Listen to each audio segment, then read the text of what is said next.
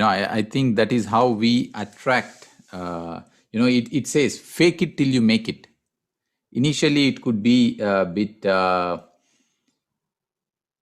do we say, faking it. Yeah. So we do know everyone is undergoing a lot of things in their life. So saying all is well apparently sounds like we are lying.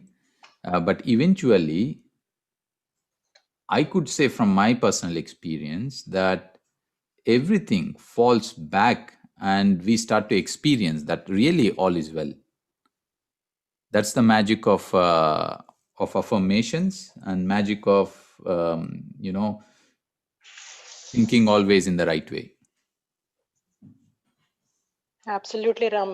Very well said. Actually, when we say that, we tend to get that feeling, for at that point of time, that emotion definitely comes that yes, things are good. That's what I feel. Yeah. So they say words have the power, right? So Yes. Yeah. This morning also we had Master Sharu speaking about law of attraction. In a way, how we reject something, resist something, then that thing persists. So she's explaining in a beautiful way every week various minute aspects of law of attraction. So that was wonderful today. And again, this aspect explains that how sometimes we end up utilizing in our words things that we do not want, and we keep using, like, I don't want to get sick, or I don't want to lose my job, or I would like not to have people around me who don't love me. So every time we negate some statement, we are basically attracting that into our life, because the universe don't recall things in terms of words but in terms of images. So when we say I don't want to be sick, what is the image that is in our head? In our head, the image is sickness, we being sick, or someone who is sick. And then we say, I don't want to be in that state. But the image is the one that is transmitted to the universe. Image is always the mode of communication. So universe looks at the image that we see a sick person, or we see ourselves as sick, and that is what we manifest in our life. So in our speech, we have to be very careful in what we speak. At the same time, in our thoughts, we have to be very careful in what we think. So it took me many, many years of practice of becoming aware, because initially, when I understood how these things work and how our thoughts in the end realize and get manifested and we create our own reality, becomes true, is always true, not that it becomes true, it is always true in everyone's life that we all create our own realities. It took me years when I became aware that I had been using words like but or no. In my earlier days, most of my statements used to start with no. So somebody is saying something, let's go to have lunch. So instead of adding, yes, let's go, or yes, let's go in 10 minutes' time, I always used to say, no, wait some time.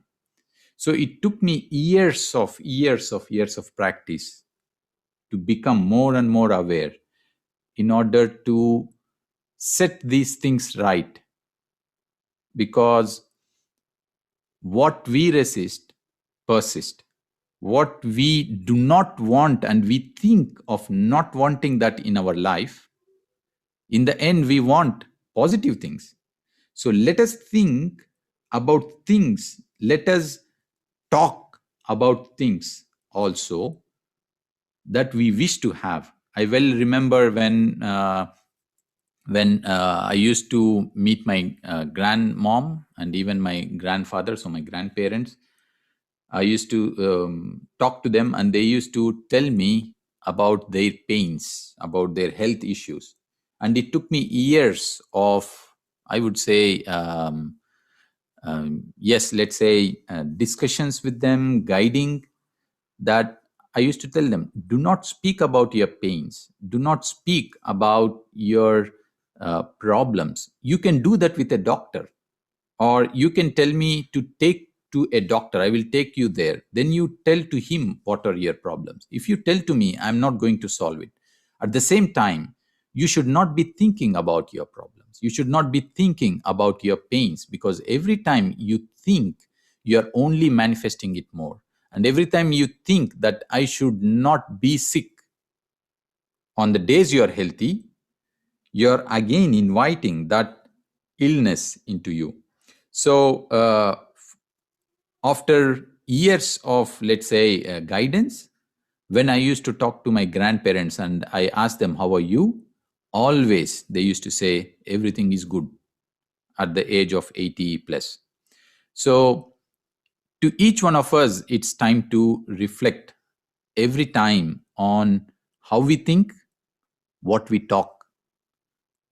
So every time we think of problems, notice that we are eventually telling to the universe that let this problem stay in my life, or increase this problem in my life. So we have to be very conscious, very, very, very conscious about these aspects. They are very finite, but they are really working. So we need to be. It was wonderful talk this morning by Master Sharu, and good that we had kind of connected to the same topic by these affirmations that we have just spoke, which is all is well. Thank you. Ram, just a simple question. Yes, please. So how do we, I mean, like I've read that recently and I'm trying, to be aware of my thought, but still like we go sometimes like, we go towards like our original self, which we always concentrate on negative, or it comes by its own, like it's a default like of our being since such a long time. So, I mean, if you ever can, if not today, if you can ever share some tips, like how to Yes. be consciously aware of Yes. our thoughts, or how to remind ourselves on a moment to moment basis, or at least if not like hourly basis or something like that. And of course it costs a lot of practice from our side, and then eventually anything gets better with practice. So if you ever can share some tips on this, it would be really great. Yes, very quickly, two things. One is, what you would like to have in your life, give it to others, which means, Awesome. if you want to have joy in your life, give joy to others. If you want to have clarity in your life, guide other people to reach to that clarity. Because in guiding and in sharing, we also become aware and we also evolve. That is why sharing is the most important thing. We can meditate, read books. Yes, we are all evolving, but if we need to evolve million times faster, I'm not saying once, one time or two times. No, million times faster, sharing and serving is the way. So, what we wish to have in our life, if we start to share and if we start to speak about it, that is the best way that that becomes a part of our own awareness. We can read about all is well many times. Unless I speak about it, unless I start to say about it, that will not become ingrained at the cellular level into me.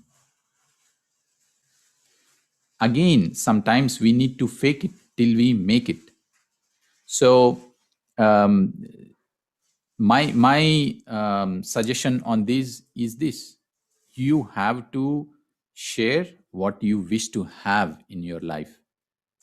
You need more joy, you have to give more joy. You want more money, it is true. The more you hold the money, the little it will be with you.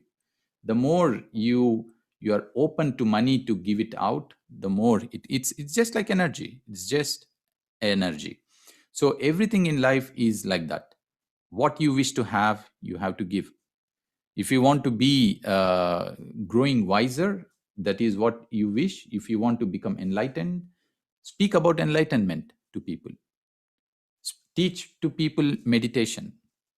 The more and more we practice, we only reach little. The more and more, or even little we share, the growth is enormous compared to what one can practice. So keep sharing and keep talking about these things. So when we keep talking about these things, we do get our own inner changes automatically. It is just simply magical that things happen, because whatever we are now experiencing is not something we are born into, is something we learned. When we say we go back to our older self, older way of thinking, older way of living, older way of talking, it is not something we are born into. It is something we learned through years. And it is also easier to unlearn. And how to unlearn is by doing things that we did not do in the past.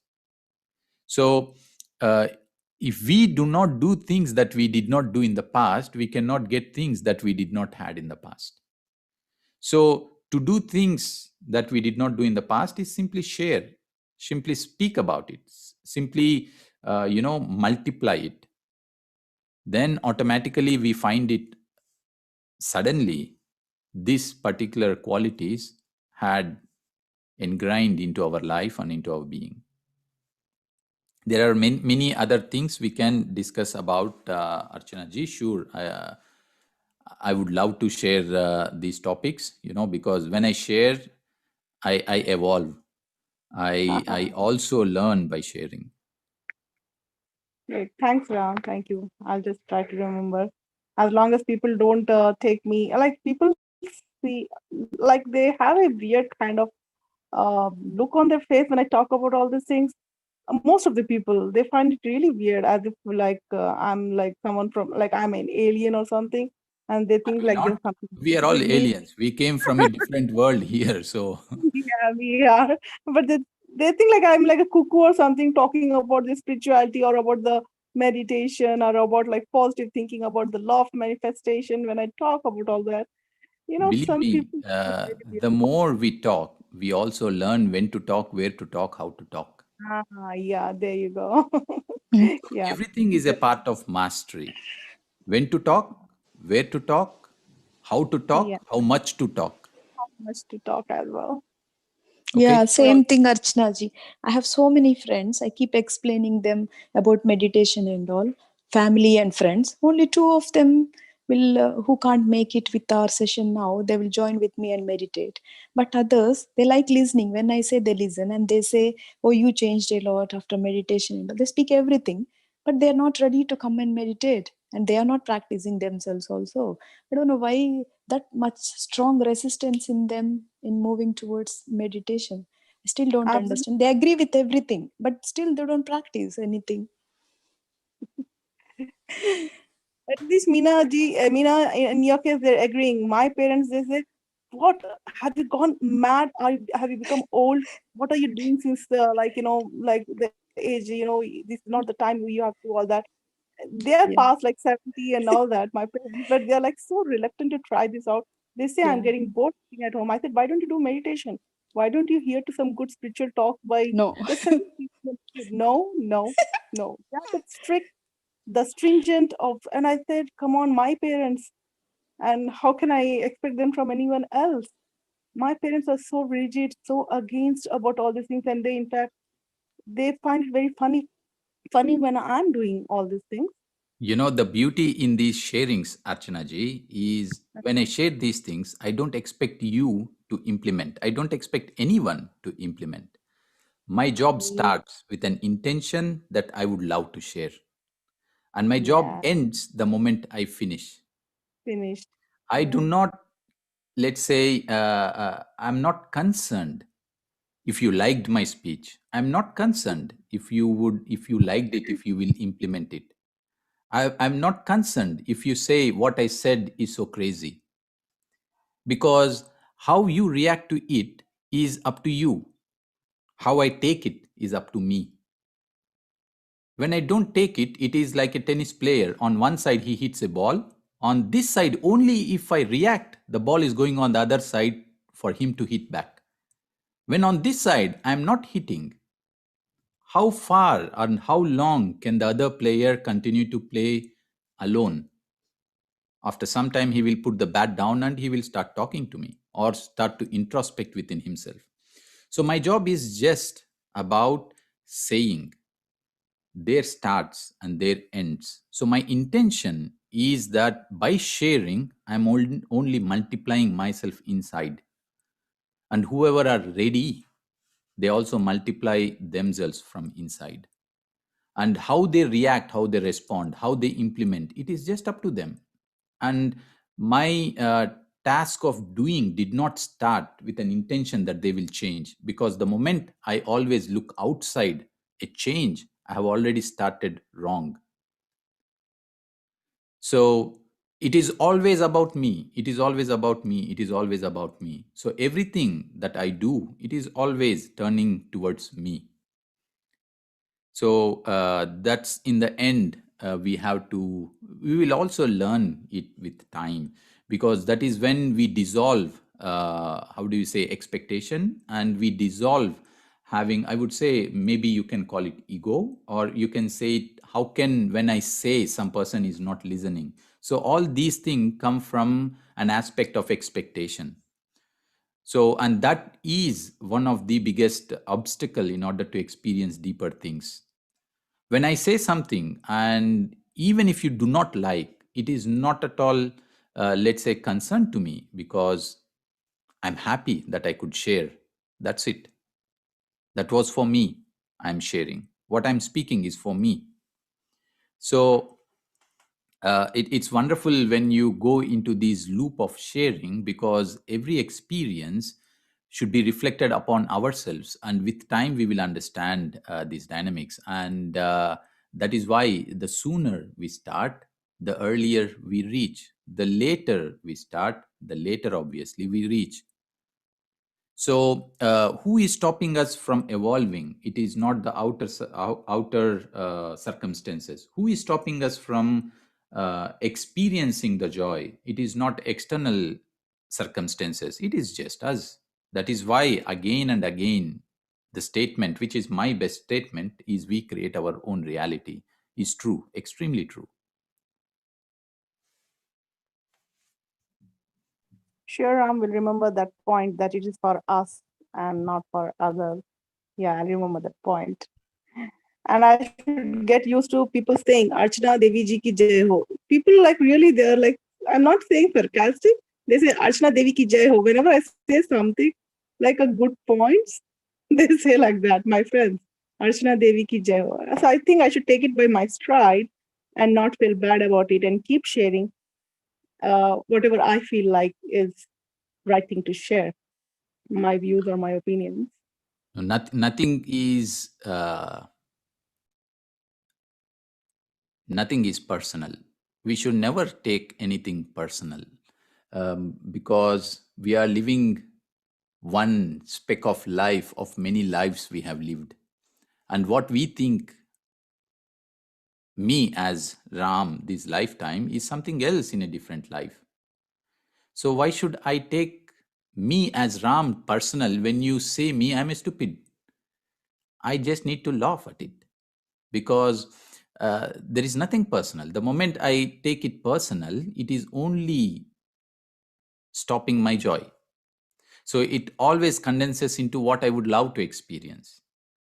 When I have a clarity on what I would like to experience, I would not take anything personal.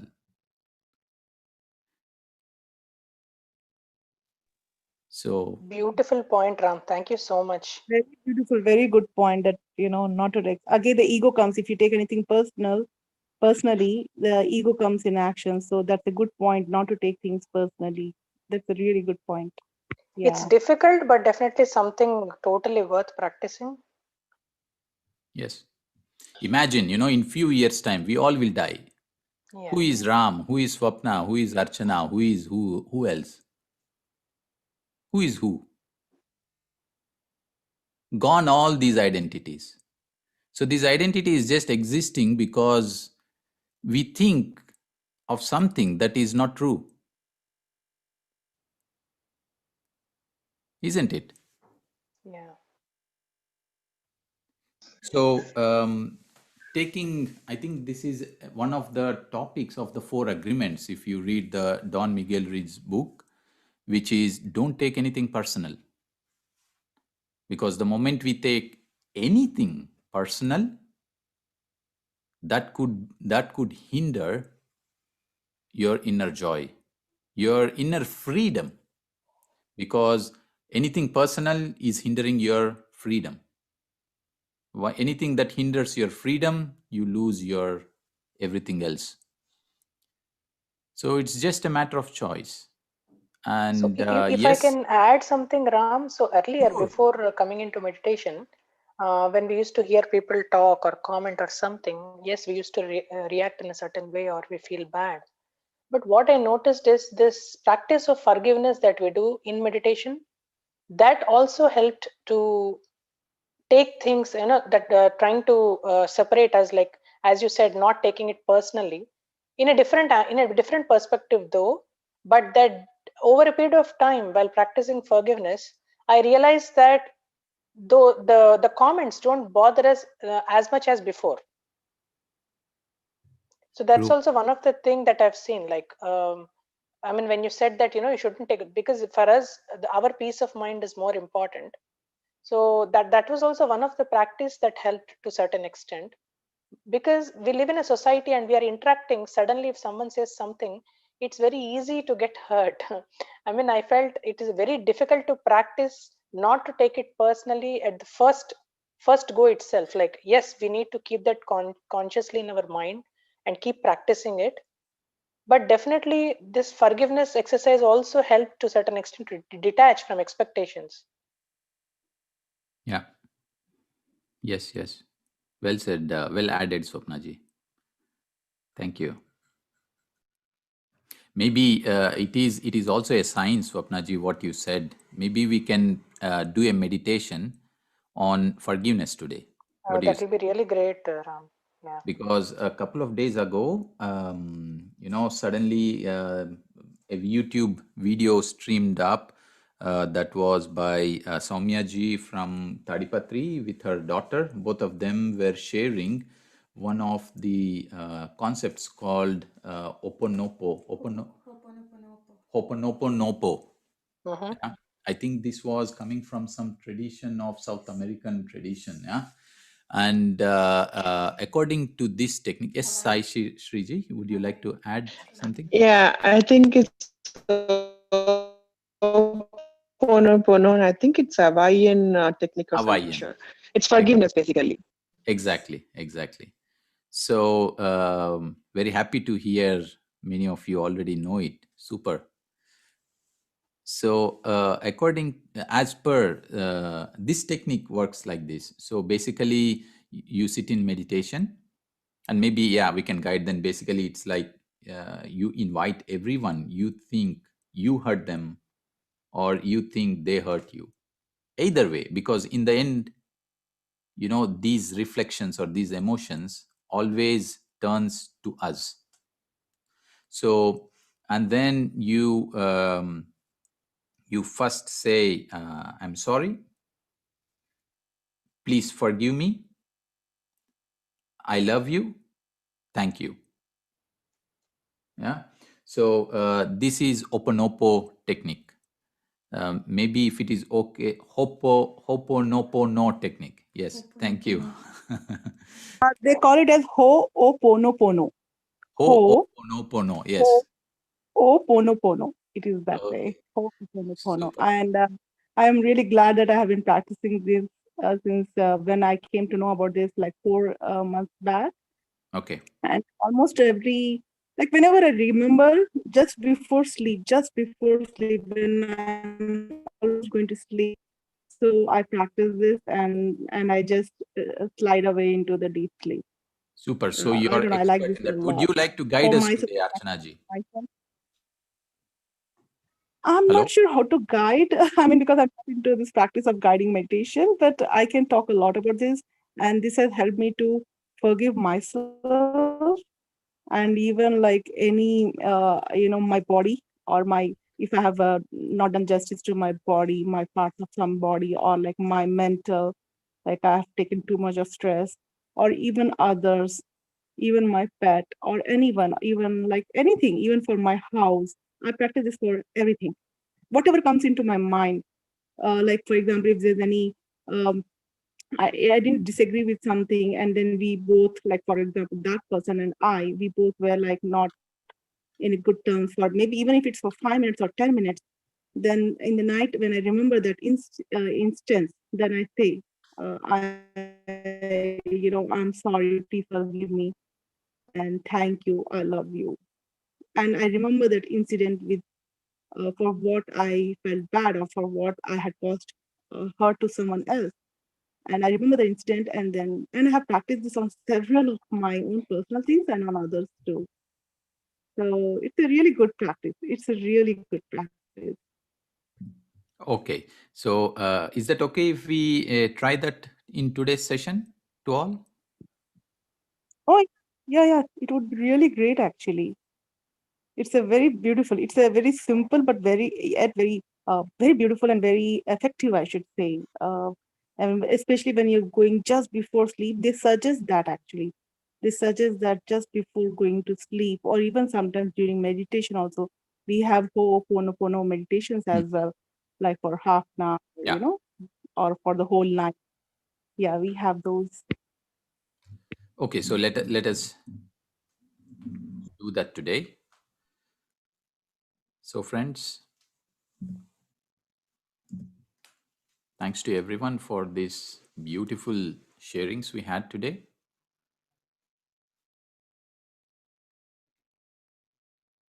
Let us dive into ourselves, which is meditation. And today we all together will practice Ho'oponopono technique.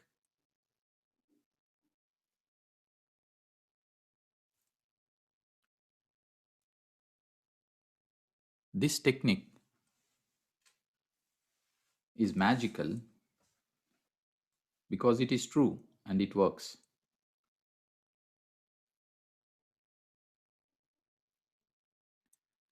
So sit comfortably,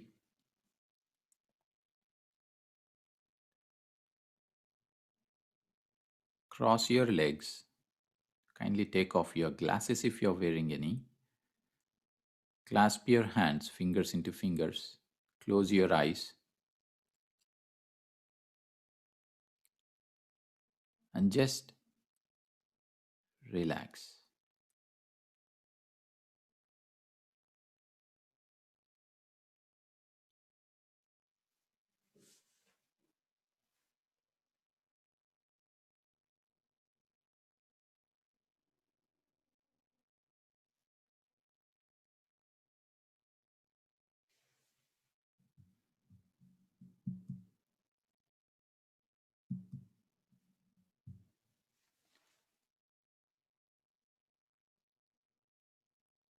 And the best way to completely relax is to become one with our own natural breath.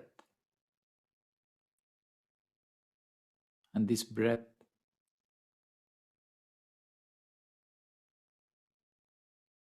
is so powerful.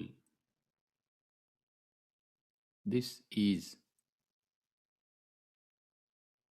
an essence that is coming from the nature, which is open to the skies, to the universe, to the cosmos. So every breath we consciously take, we are breathing in a universe of information.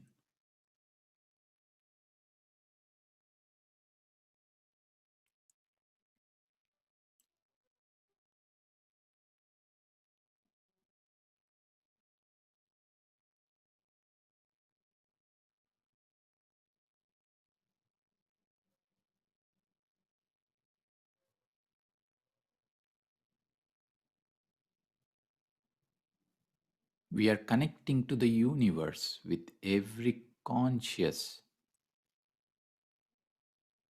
breath.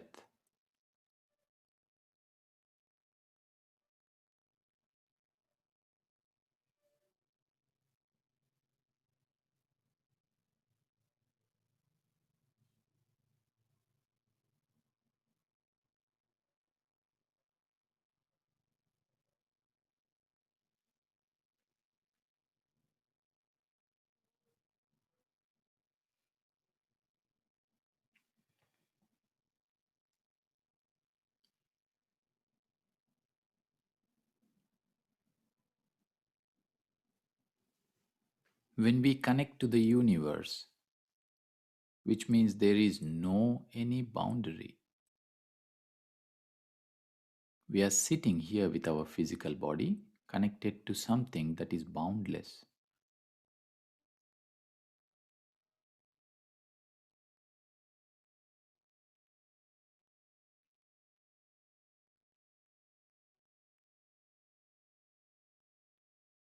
Our thoughts can limit us, but our breath is limitless.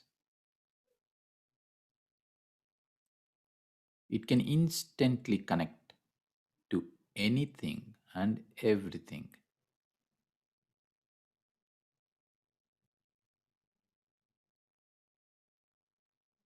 No matter how far it is in distance and time.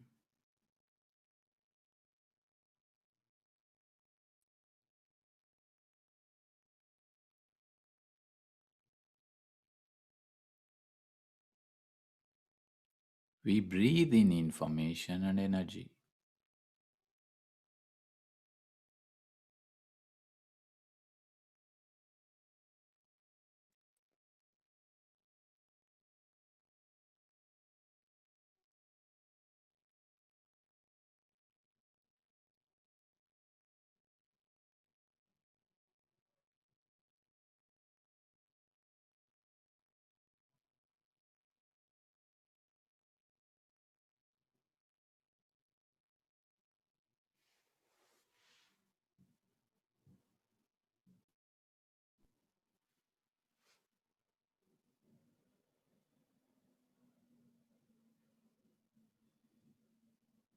So continue to have this connection with the infinite by just being with your own breath.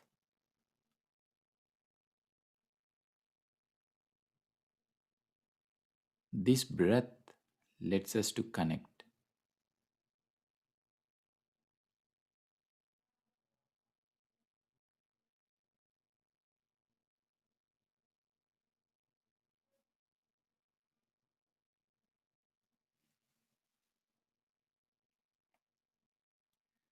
Every conscious breath deepens this connection.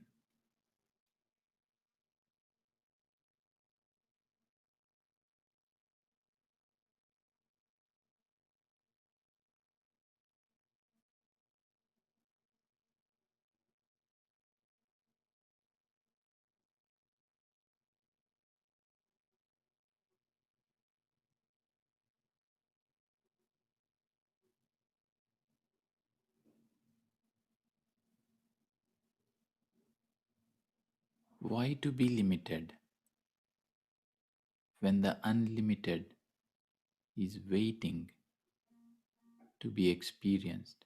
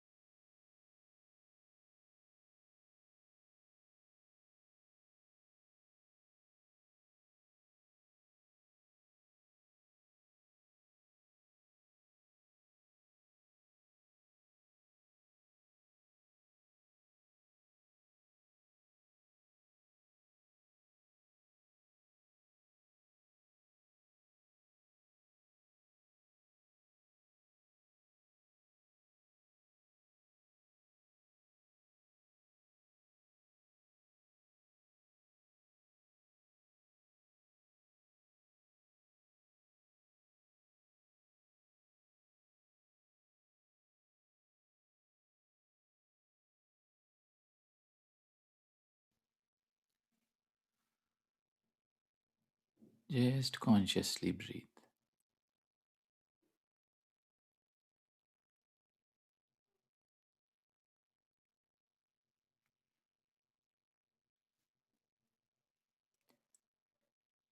In these deepened states of connection to the universe,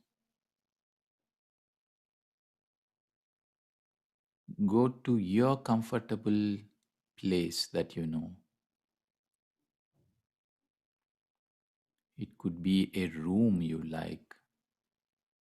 It could be a place somewhere else you have been and you really like it. It could be a garden. It could be a big hall with the ambience you love.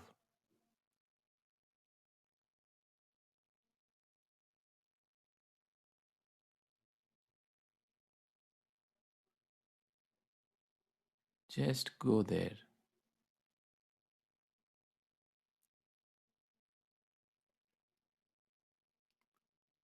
and see every minute detail of that place.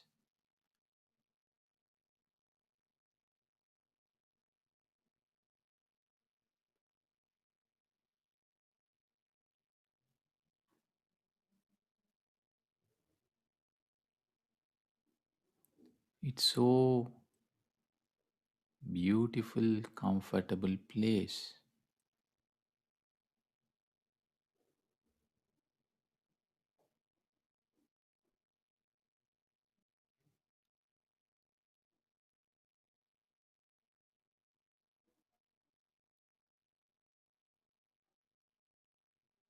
Become aware of every minute detail there.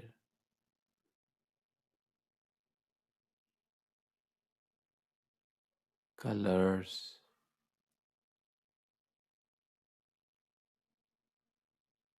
smells,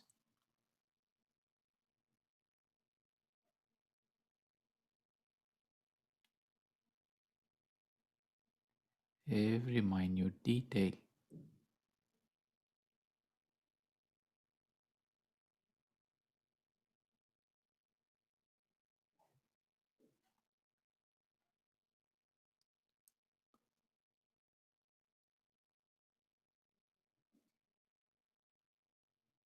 Now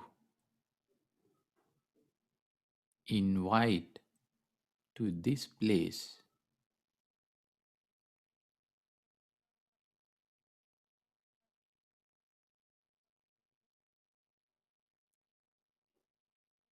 people whom you would like to ask for forgiveness, or people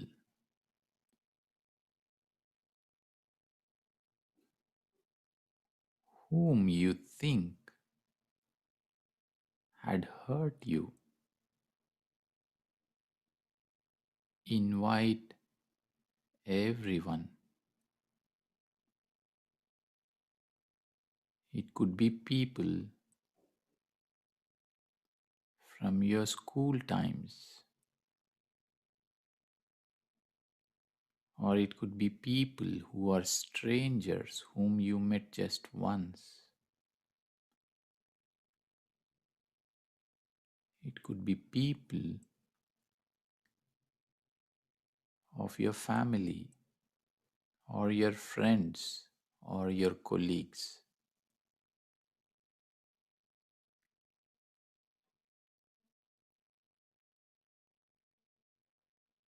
Invite one by one.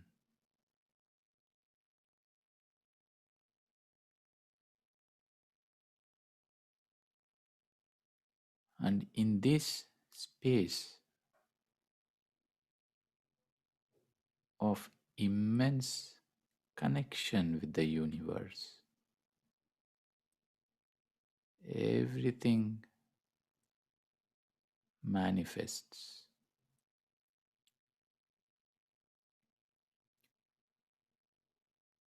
So just see them coming as you are inviting them.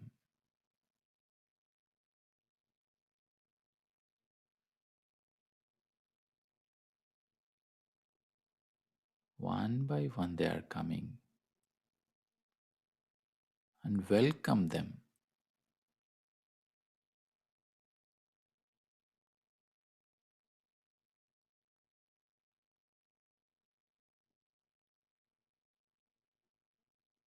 Welcome them in the best way you know.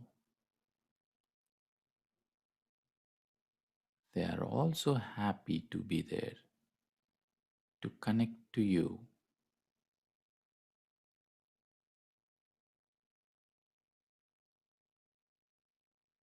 You can also invite things, animals,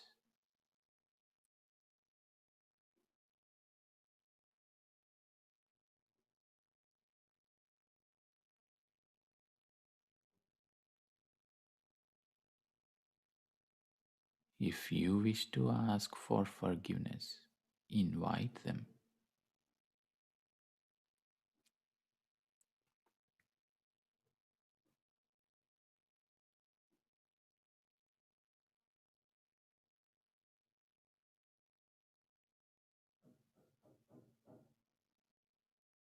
Each and every one who are present there in this well selected, beautiful place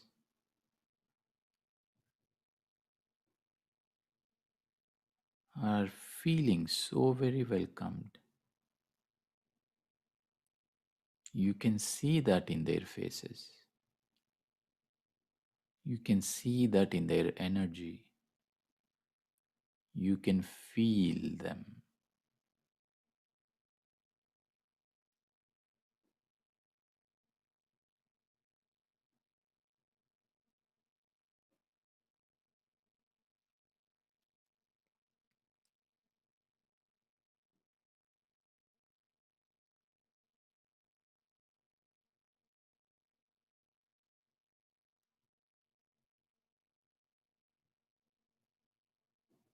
Now,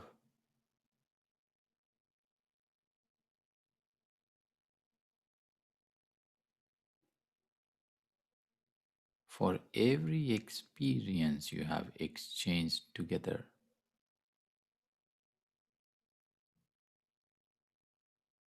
however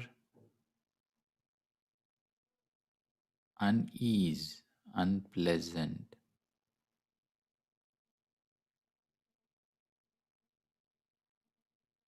it was from either side,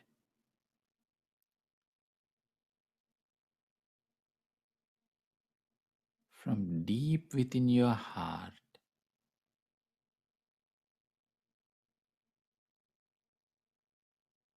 say it loud to each one of them looking into their eyes. I am sorry.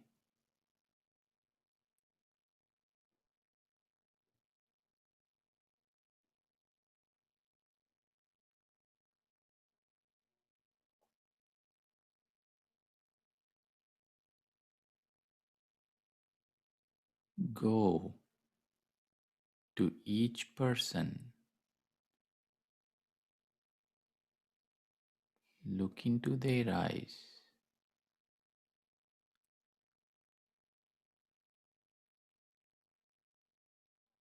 and from your heart,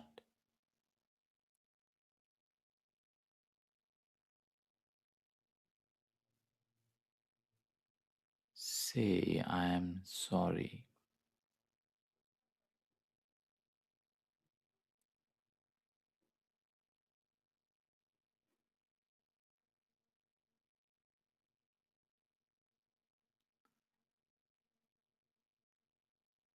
You can spend as much time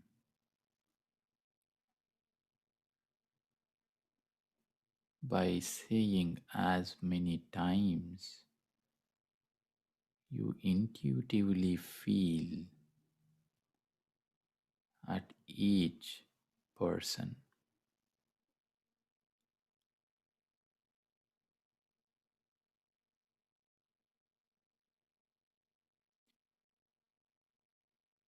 Every time you say I'm sorry, you can notice from both the sides a heaviness from inside is leaving out,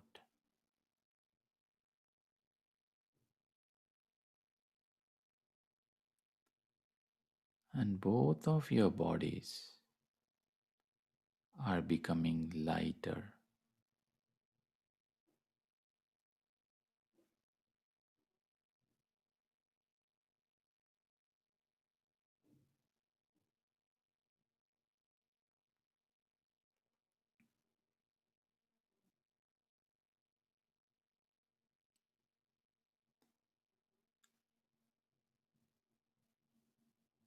Just let it go. Just let it out.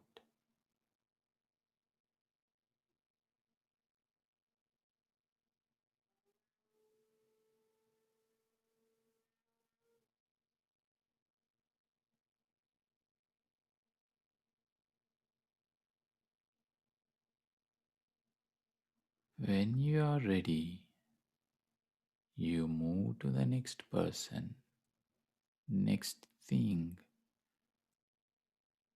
or next animal being.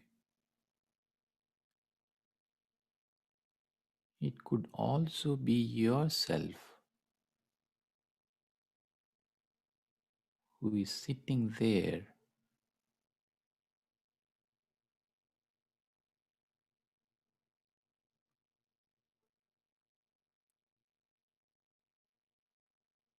and say, I am sorry.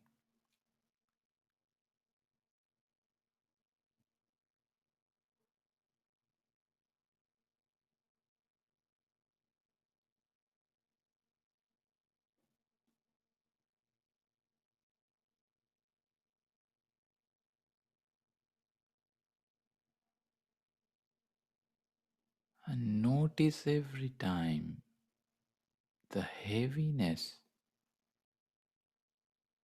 that is evaporating, that is leaving from both sides. It is happening.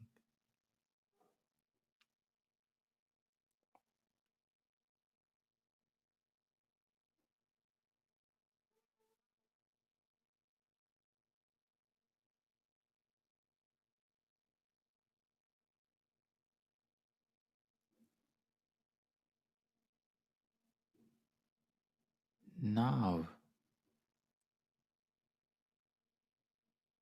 going to each person,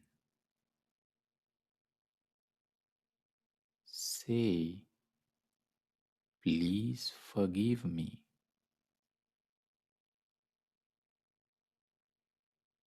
It does not matter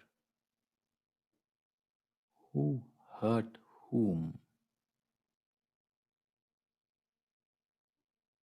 You can always say that. Please forgive me.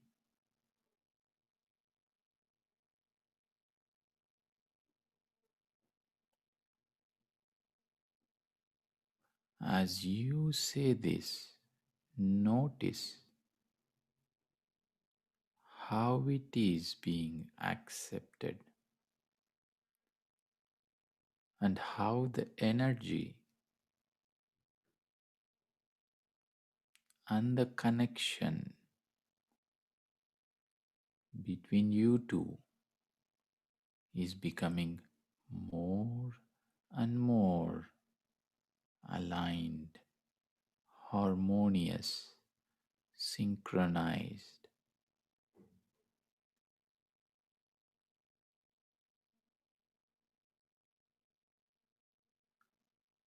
Take your time and intuitively say it, repeat it as many times you wish. Please forgive me.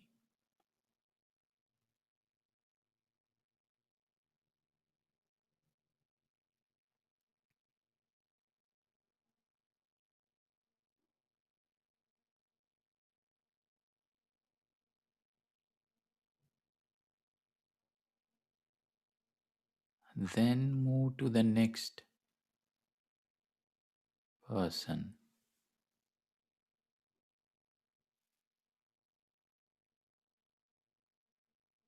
From deep down,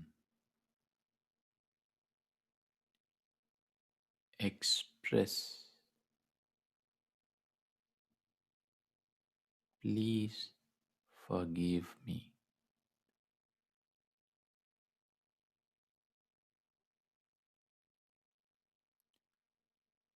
You can notice how the aura, the energy is transforming with each word that you're speaking,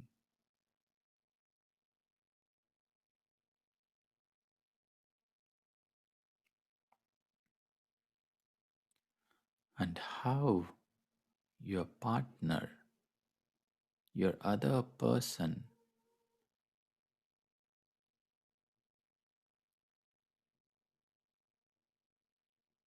is accepting, and you notice it. You see it in their faces. You can feel that energy.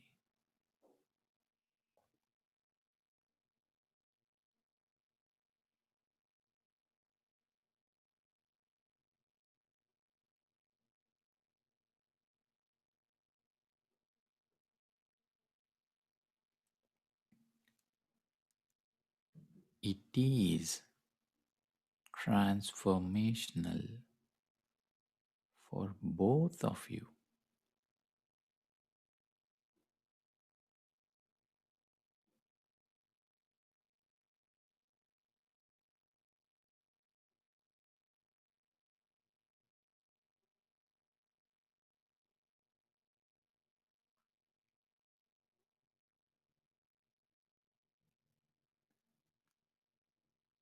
And now,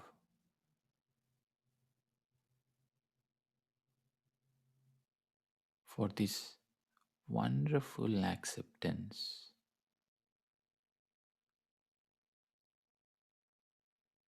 let us say thank you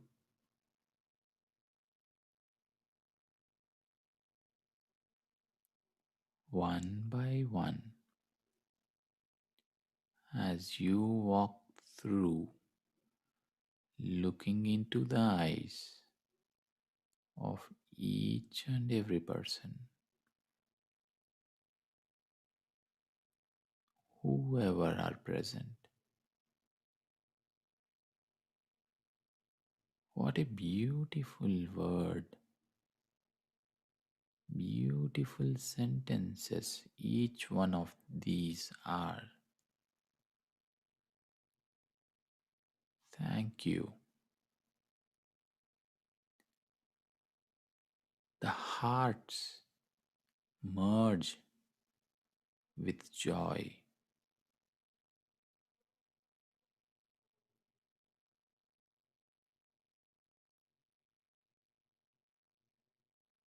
Take your time and repeat as many times as you intuitively feel as you pass by one after another, saying thank you.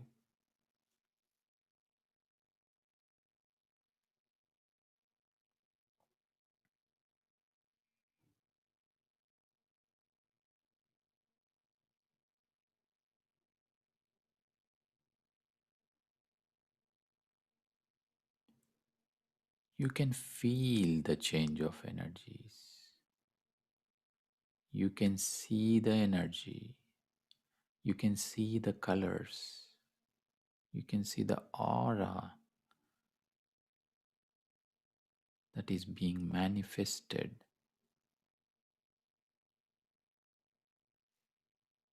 in this process with each of these statements.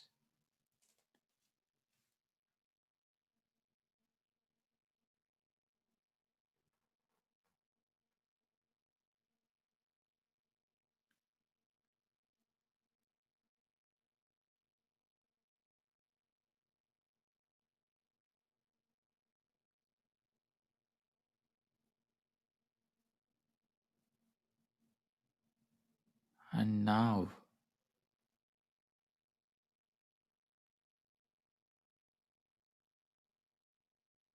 for all this acceptance in this process,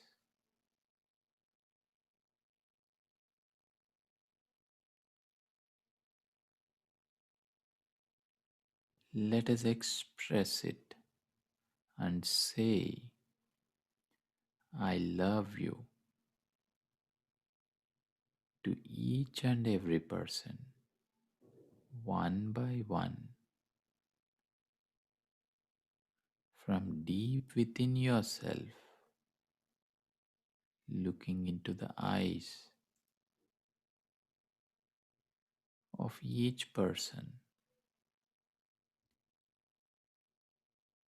I love you.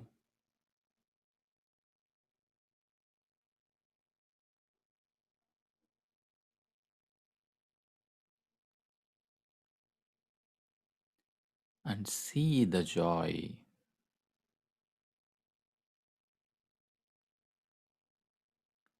see the celebration that emerges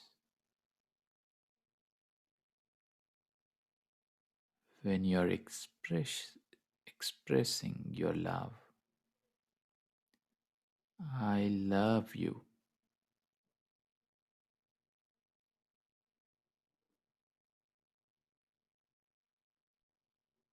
Such a divine vibration is filling up the space.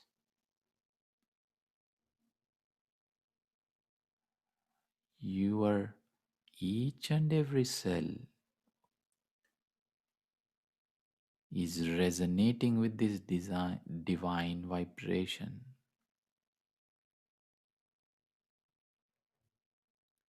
Take your time. Repeat as many times as you intuitively feel.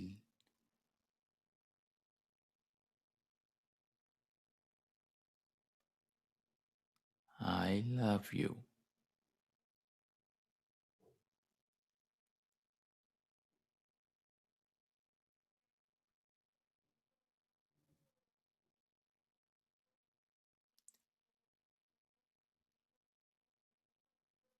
Notice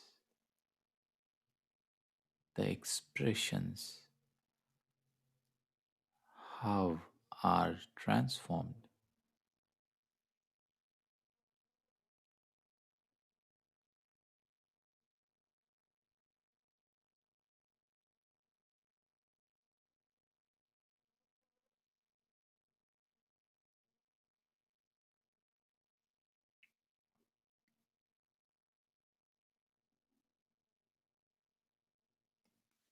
Embrace them for being here,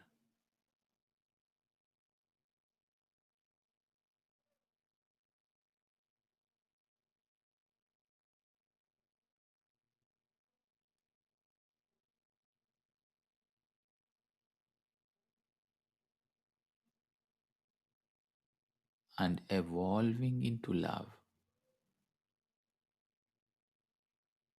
Embrace each and everyone, everything, every being you have invited. It could be even yourself. Embrace.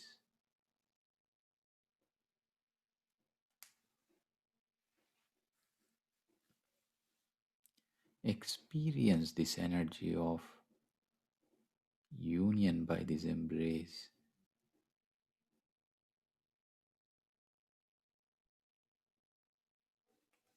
A very profound sensation engulfing you both.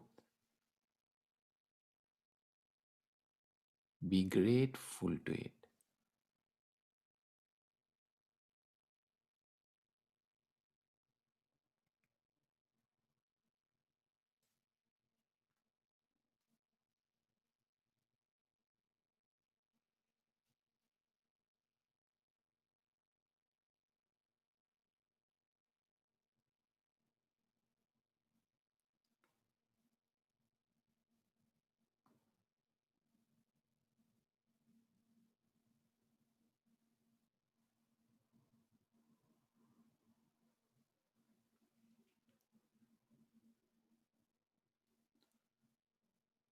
Now say thanks to all of them again for accepting and being here, and give them your dearest farewell so they can move on happily and joyfully.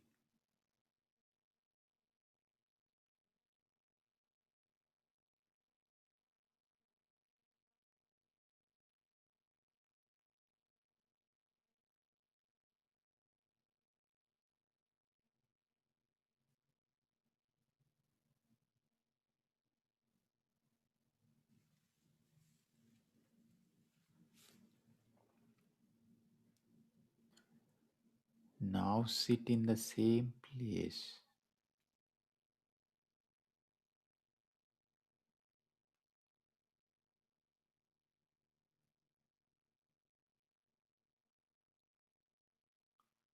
and experience the energy and the inner transformation.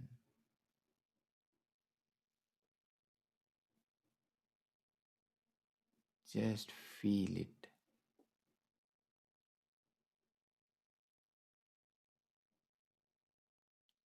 How lighter we all had become, and how lighter we are now.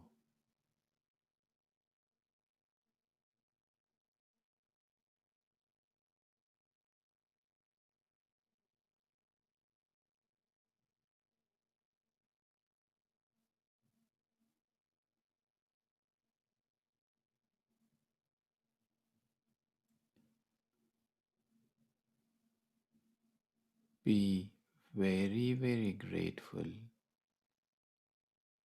to the universe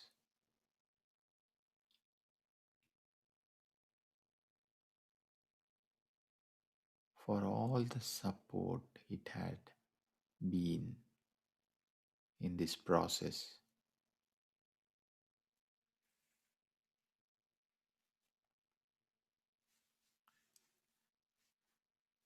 Say thank you to the place that had hosted this wonderful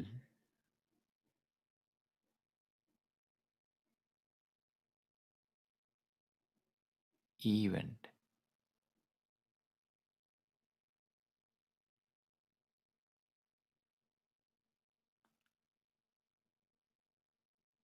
And slowly come back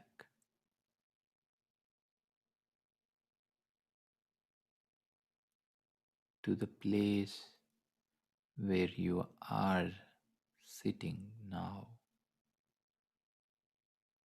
where you started your journey.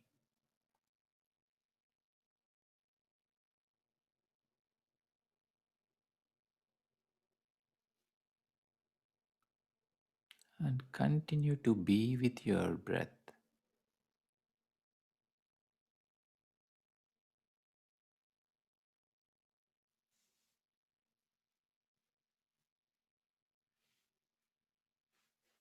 Normal, natural breath.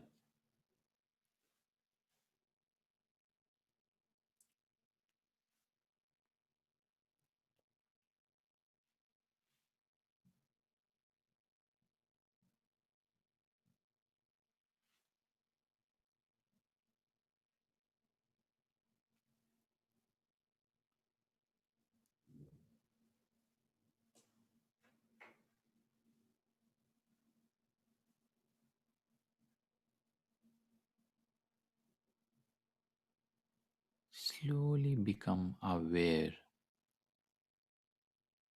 of your surroundings and of your physical body.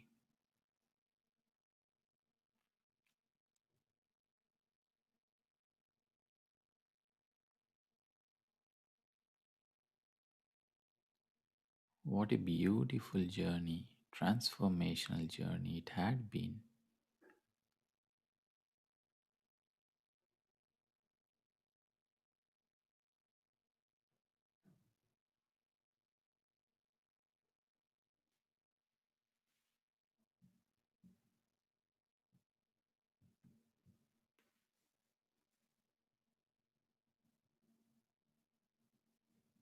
Last 10 seconds.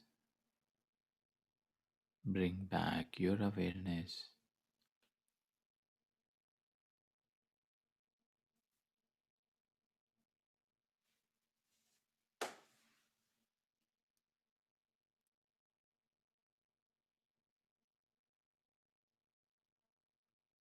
Five,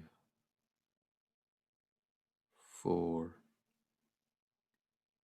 three, two, one,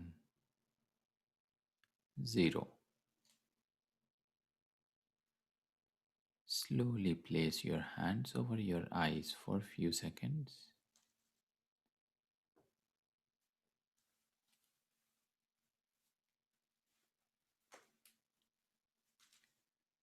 And when you are ready, you may open your eyes and take off your hands.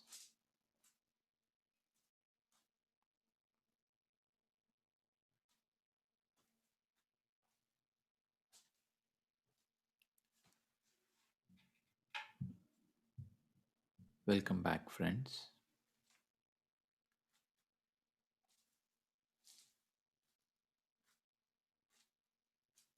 Hope you all connected to the process.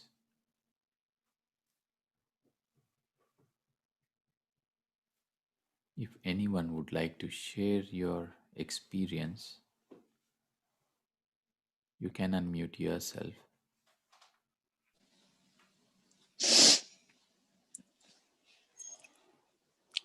Yes, Hello, Meenakshi. Ram. Hi. It's a beautiful meditation. I'm feeling so light after that. When I say like asking for forgiveness, I'm sorry, and inviting people who, from my, as you said, from the childhood, from the schoolmates, starting from there, we forget, like when we heard them, we don't look back after if something has happened after the fight or something, and now asking for forgiving. I'm feeling so light and vibrant now, and I'm feeling happy inside when I said, like, forgive me for whatever I have done. Thank you for the meditation. Beautiful guidance, Ram. Thank you, Meenaji. Wonderful, wonderful that you were able to be completely into that process, and you are feeling that. So, thank you. Happy for you. Thank you.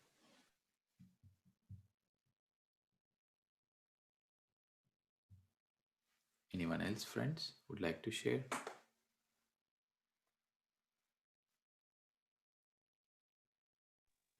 Beautiful meditation, Ram. Actually, I think I could not come out. I didn't even know when the meditation ended. I just heard Meena talk, and I came back to my consciousness.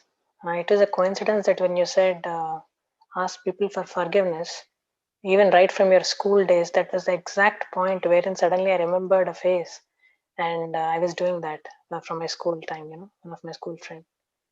So it was amazing and great energies, Ram. Beautiful. I actually visualized right the moment when you started. It was kind of weird, but I visualized all these people in the garden. Actually, I did not visualize to be in the garden, but I saw a big tree wherein I could not clearly see people. I mean, they were looking like smaller plants or something, and they were leaning on this bigger tree and then sitting there and kind of trying to, relax and calm down. It was a very weird vision. I never got this before, Mhm. but beautiful. Even now, I didn't open my. I don't feel like opening my eyes. Okay. Wonderful. Great, thank you. Great. Thank you. Thank you, Swapnaji. Thank you. Yes, Archanaji, kindly go ahead. Yeah, Ram. I would like to say only one thing. I don't know Y- whether you Your guys voice understand is a Hindi. bit far. I guess. Am I audible now? Yes, much better. Okay, great. So it was so much different from what I usually do by just telling those four sentences. So, and we know that our choice of meditation session was very random today. You picked up like just on the while we were discussing about it, and I was like wondering, it's just like एक I don't know whether you understand Hindi or not. एक कुछ rice दिया and you made such a beautiful pulao or biryani, which is like so flavorful, aromatic out of those few grains of rice. It was like that kind of feeling I got, like even with those four sentences, the lot other sentences which you added, and the setting, and many more such I don't know, that is of course I know your expertise, how to guide through a meditation, but I just felt that same, कि those four simple things, so simple sentences को भी इतना अच्छा session में convert कर दिया. I could tell more better in Hindi. So it was a different experience from my regular Ho'oponopono sessions which I do with myself, and I'm so thankful. And I really wish, how we. I mean, I don't know how we get that. That flow of words. I used to think that those are edited, or people, or the masters, they read it through something. But like I know it was a very pretty random choice of topic today, and pretty soon you just kind of you know added a lot more sentences, your usual sentences, and many more sentences related to the meditation, and it came out so beautifully, so different, so beautiful. Thank you, Ram. It has become one of my favorite meditations so far. Wonderful Yeah, to this hear, Archanaji. session. We once we know how to enjoy, we can cook anything out of it. Once we know how to cook. I think I should experiment in cooking. I mean, I feel so. I'm not boasting, but I feel so. So I can cook a lot of, from like, given an ingredient. So is I gave that kind of example, because just out of those four sentences, you developed such a beautiful session today, right? It's just out of, I mean, I really don't have words to express that. कि वो words ऐसे easily कैसे flow होता है, from you. It's just like it's just the ease, with which the words come out, and they're all so interwoven, you know, well with each other and making a lot more sense. So yeah, that's what my experience is. Thank you so Happy much. that you were able to connect to it and you Oh enjoyed it. yeah, it Thank was you. really different. Yeah, thank you. Thank you, Archana ji. Thank you. Beautiful. Anyone else, friends, would like to share?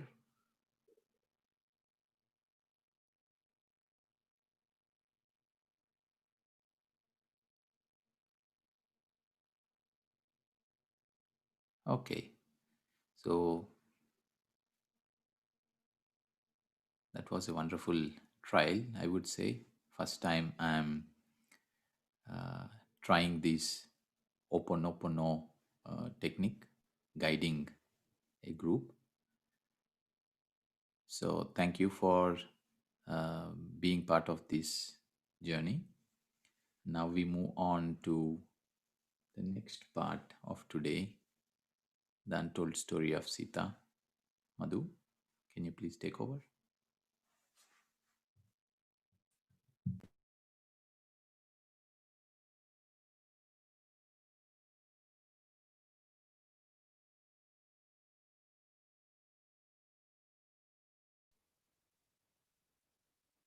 Hello, friends.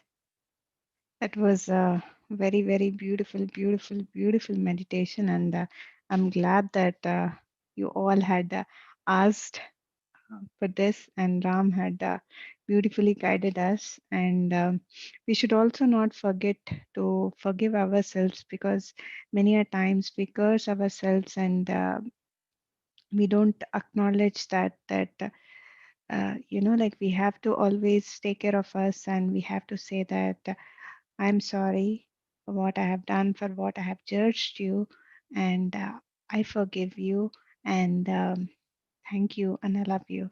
So many a times we forget to acknowledge this to our own self, but now it is time that we have to, each time whenever we are asking for forgiveness for others, we also have to ask forgiveness for our own selves. Yeah. So thank you so much. It is very, very beautiful meditation. And thanks to Ram. Thanks to everyone. Yeah. All right, friends. So let us get into the story part. So today's story is Soma's tale. I entered a deep sleep that night and didn't awaken until that morning. Sun poured in through the small window in our hut. My mother was already dressed and ready to go. You have slept so long, Anasuya, she said. You needed the rest from our long journey, so I didn't wake you. But I'm afraid we missed the morning meal at the hermitage. The hermitage only served 2 meals a day, one in the early morning and the second in the early evening. That meant we would have to wait quite a long time before eating. I could do without Ma. Let us go quickly to Soma. Within a short time, we were on our way. The heat of the day was already upon us, and the forest cover gave us only modest relief. When we arrived and pushed open the door, we were surprised to find Soma's room empty. My mother and I looked at one another, wondering where she could have gone. Within a few minutes, we heard her cheerful voice from outside. I have been waiting for you. Come around the back. I have fixed a meal for you. I would not want you to go a whole day without eating. Mata would not approve of that. Soma, we did not want you to fuss over us, my mother protested. And in this heat, you do not know the pleasure I receive in serving you and your daughter, she quickly replied. This time she had fixed a grand feast. Several aesthetics were just finishing up and saying their goodbyes to her. You have come just in time, she said to us. I have fed everyone I need to this morning, and only you remain. So you can have a leisurely meal, although Suryadev will soon chase us inside. I was hungry indeed, since we hadn't had a proper meal since the morning meal the day before. The evening meal at the hermitage had hardly filled me, and I eagerly consumed the food Soma set before me. When we finished, we went inside and took the same places we had assumed the day before. Before she began, I touched Soma's folded feet and said, Mataji. The word came out of my mouth as I sought to express my gratitude. Nai, Nai, she said gently, taking my hands into hers and looking into my eyes lovingly. To you, I am Soma and will always be. To you as well, she said to my mother. Everyone calls me Soma, but there is only one Mata. Soma, I am so happy to have met you. Meeting you has satisfied a deep longing that I have felt since childhood. Soma smiled and nodded. This visit means a lot to both of us, my mother hurried to say. But we do not want to tire you. Please let us know if you do not feel like sharing your stories today. What else am I here for but to narrate these stories? When I am no longer here, who will know them? Few will then know who our Mata truly is. Her voice trailed off and she went into silence again. We waited patiently. After some time, she began to speak, her eyes gently closing. Here is the story she told us. The sages Atri and Anasuya requested Sri Ram and Mata to head south into the Dandaka forest to rid the area of the violent creatures so that the forest communities could live in peace. Before seeing them off on their journey, Sage Anasuya took Mata aside and said, I have nothing to offer for your journey but the fruits of my meditation. These I give to you for your strength and protection. Mata was very moved by this gift and told her she would never forget her time there. She told me later that she often felt Sage Anasuya's presence during difficult times as they traveled south. They spent years battling the Rakshasas and helping communities develop farming skills. Finally, heading further south, Mata, Sriram, and Lakshman came to the Panchavati forest. How Mata loved this region by the Godavari River. She told me that the river became like her daughter. Whenever she sat by her side, Godavari Devi would send her gifts, beautiful flowers floating by, or medicinal plants suddenly peering out along the banks. Godavari fed them the whole time they were there. Mata told me that in all of their journey, she had never seen such an array of colorful flowers, made more striking by the special light in this area. The land was rich in fruits and abundant foods, and water was everywhere rivers, streams, lakes. Yet, despite the outward beauty, something was amiss. Both Mata and Sriram felt it as soon as they arrived. Not long after they built their hut and settled in, the sages in the region spoke to them about the disturbances that were growing out of control. One day, several sages came together to welcome them and spoke about their grief. Sri Ram listened carefully as I told him that this area was of special significance to Ravana, the king of Lanka. His commanders had made the area their base and were taking many of the local resources for themselves. If anyone complained, all the villages around would suffer. Ravana's men would drain whole rivers to punish a village for resisting their rule, leaving the entire area without water. They made Panchavati the center from which they sought to infiltrate the north and thereby expand their territory. So we have moved into their base, have we? Smiled Sriram. We will be wary. Has he grown so powerful now that you sages all fear him? Mata asked in surprise. She remembered Ravana from her childhood in Mithila. when he had once come to her father demanding the bow of Lord Mahadev, but he was not so powerful then and had gone away humiliated. Can mantras not be used to ward him off? Mata asked.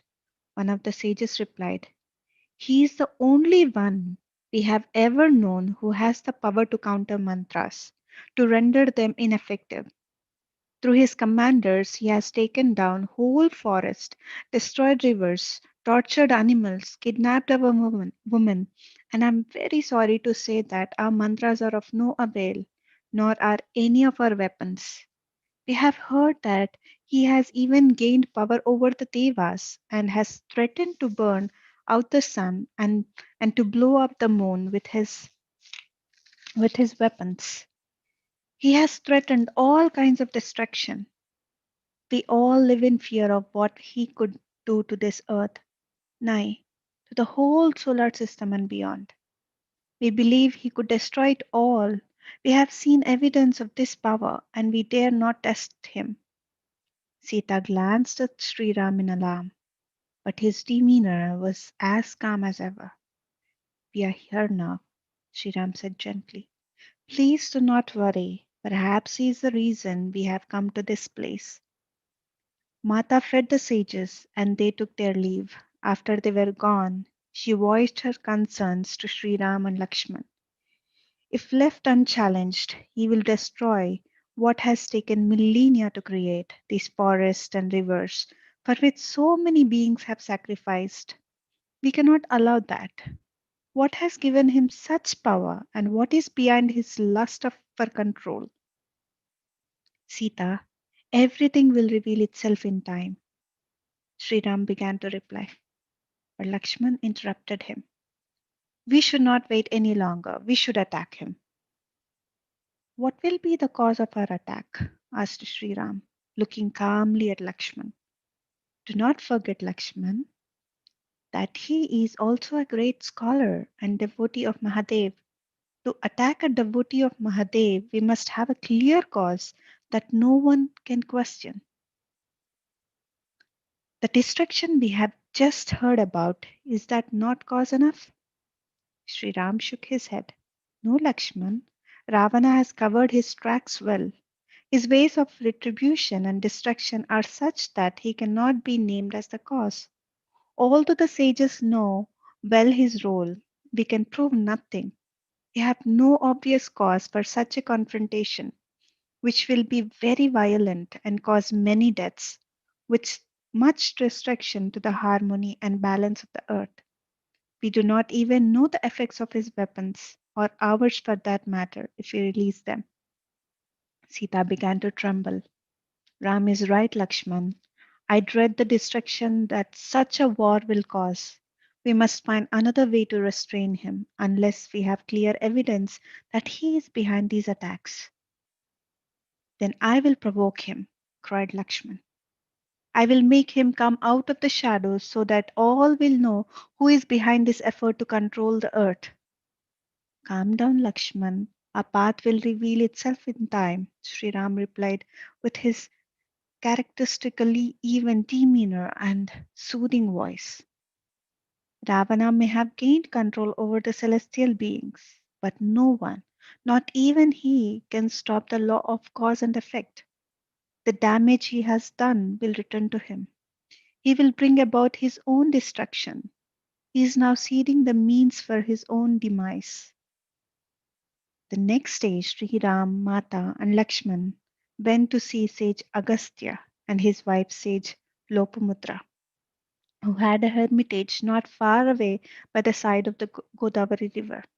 Sage Lopamudra was known as a great philosopher and a writer of hymns, as well as having extraordinary spiritual powers in the invisible realms. She excelled at battling the asuras, who often operated in the dark, unseen worlds. Her mudras were as powerful as any weapon and could disintegrate the form of any asura. But she used her powers wisely and sparingly, once having stated that even the asuras have a right to life as long as they didn't disrupt the natural order. The two sages verified what the others had told them. Ravana has mastered the illusionary arts, and many of the most powerful mantras cannot counter his ill effects. But we have been able to call forth little known mantras that may be effective, revealed Sage Agastya. He and Sage Lopamudra share these mantras with Sri Ram and Mata. Use them sparingly, Sage Lopamudra cautioned, and only when all else fails. As with all mantras, pronunciation is key. When misspoken, they can produce disastrous effects. Ravana has gained his power partly by manipulating the mantras, but he does not know the ones we have shared with you because they have only recently been revealed. I cannot stress enough the need for caution. Ravana has spies everywhere and is known to enter people's minds and steal their thoughts if he would take these mantras. Sri Ram and Mata looked at one another. Sri Ram turned his eyes to Sage Lopamudra and replied, "These mantras will be well hidden in the deep recesses of our mind and will only be recalled in times of utmost need." By now, there was only a little more than a year left of their exile.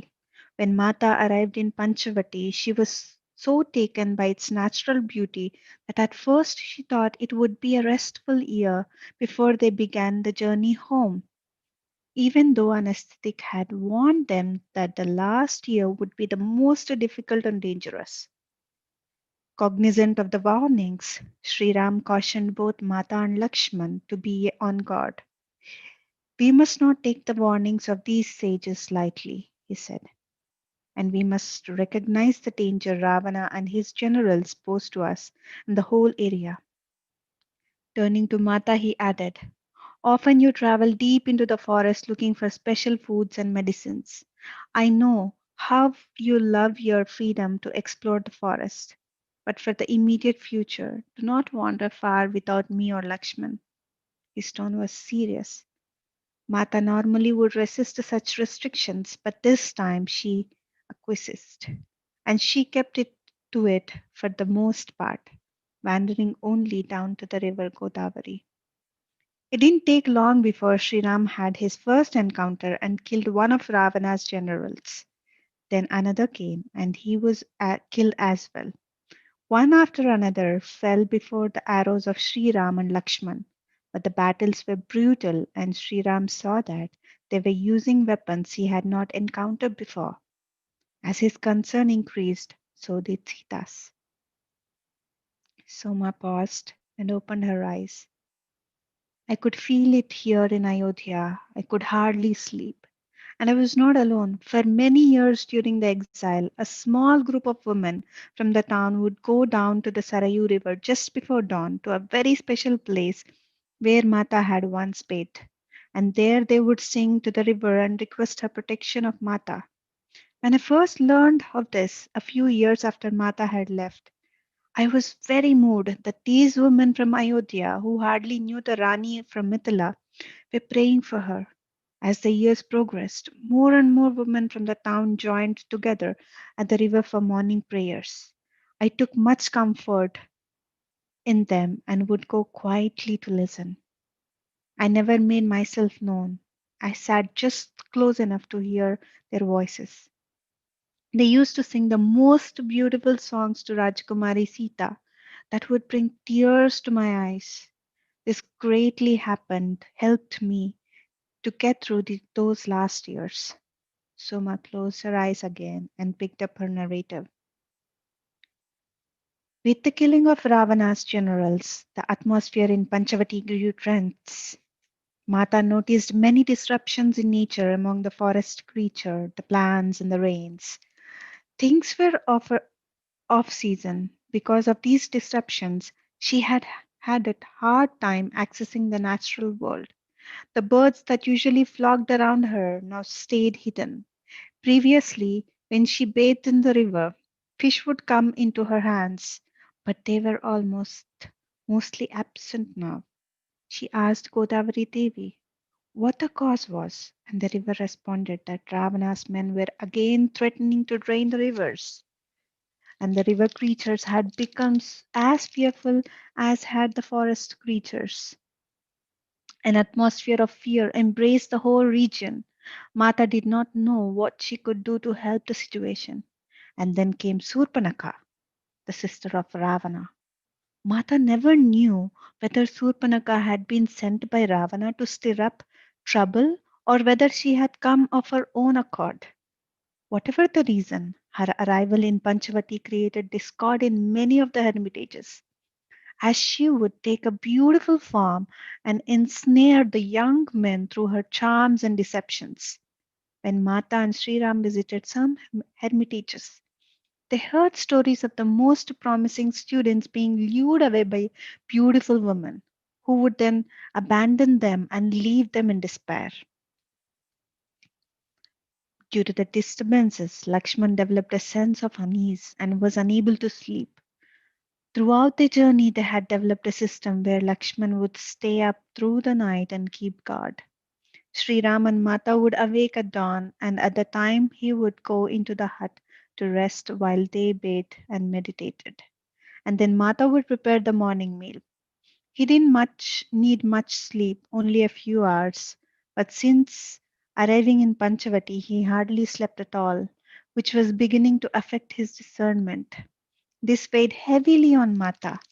She tried all sorts of remedies to no avail. One morning she awoke with a strong sense that she could find the right plant on the other side of the river, which was just a short walk from their hut.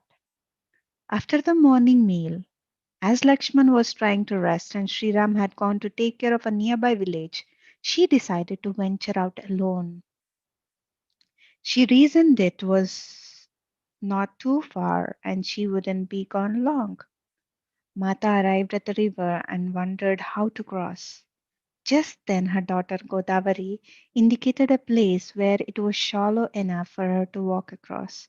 She crossed and began searching for the plant. Again, Godavari intervened and directed her to one of her tributaries where the plant she was seeking grew in abundance. Mata walked deeper into the forest, looking where the plant she was looking for the stream. Her search was rewarded when she found what she was looking for by a shallow stream. After gathering a basket full of plants, Mata started for home. Suddenly, amid the chatter of the birds, monkeys, and other forest sounds, the steady rhythm of a woman's voice wafted through the thick, moist air and reached her ears. The chanting sounds revealed a longing, an almost aching cry that called out to Mata. She could not resist following the voice. She reached a small, broken down hut, badly in need of repair. A young woman sat outside before a murti of Parvati Ma, encased in an abundance of flowers. The woman was singing to Parvati Ma in a moving, mournful tone. The sacred sounds woven with a sadness so tangible that it brought tears to Sita's eyes. Mata approached quietly so as not to disturb her and sat a few feet behind the woman. As she listened to the chanting, she entered a state of meditation. Suddenly, the chanting stopped. The sound of a small, pitiful cry brought Mata her out of her meditation. The woman had risen and was staring at her in fear. She began to back away. Mata responded immediately. You have no reason to fear me, she said, raising from her seat. I was gathering plants nearby and heard your beautiful chanting. I could not help but come to see who was calling out to Parvati Ma with such longing. Mata now had an opportunity to view the woman, who had a dishevelled appearance, with her abundant hair un- unkempt and flowing freely around her face. She was thin, almost gaunt. One could see the remnants of beauty in her young face, the bloom of youth prematurely faded. Her eyes were hollow, sunken from tears and the absence of sleep. Mata's heart went out to her. Who was this young woman and what had led her to such despair? Mata's words did not ease the woman's fear, and she continued to back away. Who are you? She asked in a trembling voice. I am Sita. I am staying not far from here with my husband Ram and brother in law Lakshman. That cannot be, the woman cried in a fearful voice. Please do not test me. Tell me who you truly are and what you want from me. A sigh rose in her chest and she began to weep.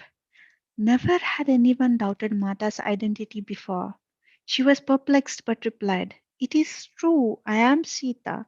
I am living with my husband and brother in law in a small hut not far from here, at the edge of the forest. But, my dear child, what has caused this great fear in you? Seeing that words alone would not erase her doubts, with a calm and loving eyes, Mata silently entered her heart and gently lifted the fear from the woman's mind. Smiling, Mata held out her hand to her. Look into my eyes, and you will know that I am truly the one I say I am. When the woman wiped her tears and with some hesitation looked into Mata's eyes, those loving eyes that healed all who gazed into their depths. Yes, I do believe you now. She slowly reached out to accept Mata's hand. That other woman, her eyes were not clear and tender like yours. There is no deception in your eyes. Suddenly, she realized that she was truly standing before Sita and had doubted her identity. She was overcome with remorse. Sinking to the ground, she touched Sita's feet and exclaimed, Mata, please forgive me for doubting who you were. I never could have imagined that I would have the honor of meeting you. I do not deserve this honor, and I have nothing to offer you. Mata was so moved by the woman's appearance and words that she could not speak for several minutes. What had happened to this woman to bring her to such a state? Gently lifting her, she said, Your trust is the only thing I seek. I feel your pain in my heart, but I do not know the cause. Perhaps if you share with me your story, we can together remove the root of your suffering. I am afraid, Mata, that is not possible. She looked off into the distance, seating herself again before the Murti and staring at Parvati Ma. She fell silent. Mata sat beside her and waited for the woman to begin. Finally, she spoke in a halting voice. My name is Chandrika. I was married to a promising young sage. A guru so believed in my husband's abilities that he had begun to send his students to him. After some time, we established a small hermitage not far from our guru, and as word spread, more students began to come. I saw the way they admired my husband, and I took great pride in him. Perhaps that was my weakness, she murmured. Her voice grew firm, almost bitter. Then one day she appeared. She said her name was Maya, daughter of a great sage. She came with an offering of food, which of course we could not refuse. She was beautiful and very clever, that soon became apparent. A most entrancing fragrance followed her wherever she went, captivating the students who jumped to fulfill her every desire. After a few days of seeing this, I became alarmed. Beneath her beauty, I could discern a smirk as she gained this strange power over everyone in the hermitage. I tried to warn my husband, but he chastised me, saying she was a celestial being who had chosen a hermitage because of his level of spiritual attainment. I began to feel something I had never felt before from my husband, almost disdain for me, as if I had become a hindrance. This wounded me greatly, and so I stopped protesting. As she showered attention on my husband, I could see his pride mounting. But I thought that because of his years of meditation, he would not succumb to her wiles. I tried to believe him that she was a celestial being. I don't know how long she was there. It seemed like years, but I think it was only weeks, perhaps not even. I awoke one morning to find her gone, my husband with her. I was distraught. With her departure, the spell was broken, and the students began to speak ill of my husband. They all left, every one of them. They went to the hermitage of our Guru, but I could not return. I could not face him. I blamed myself for what had befallen my husband. Perhaps had I been a better wife, had served him better. I don't know. Without the students, I could not sustain the hermitage. I had no place to go. One day, I wandered into the forest thinking that I could find my husband and bring him back to his senses. But then I began to hear a voice inside my head urging me to end my life, to give my life to the river. Finally, unable to withstand the taunting voice, I went to the river's edge and was about to throw myself into the rushing water when I heard another voice pulling me back to life. I knew it to be Parvati Ma. It was she who saved me and guided me here so that I could devote my life to spiritual pursuits in this hut. She saved my life for whatever it is now worth.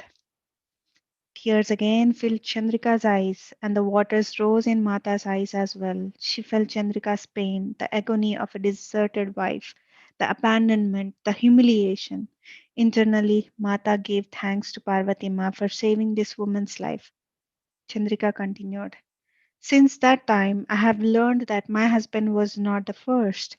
This woman, whoever she is, this demoness, goes from hermitage to hermitage, presenting herself as the daughter of the great sage, finding the best of the students and luring them away. Many women have ended their lives in the river as I sought to do. Why Parvati Ma saved me, I do not understand. She then fell silent. Mata was bereft of words as she allowed Chandrika's sufferings to pass through her.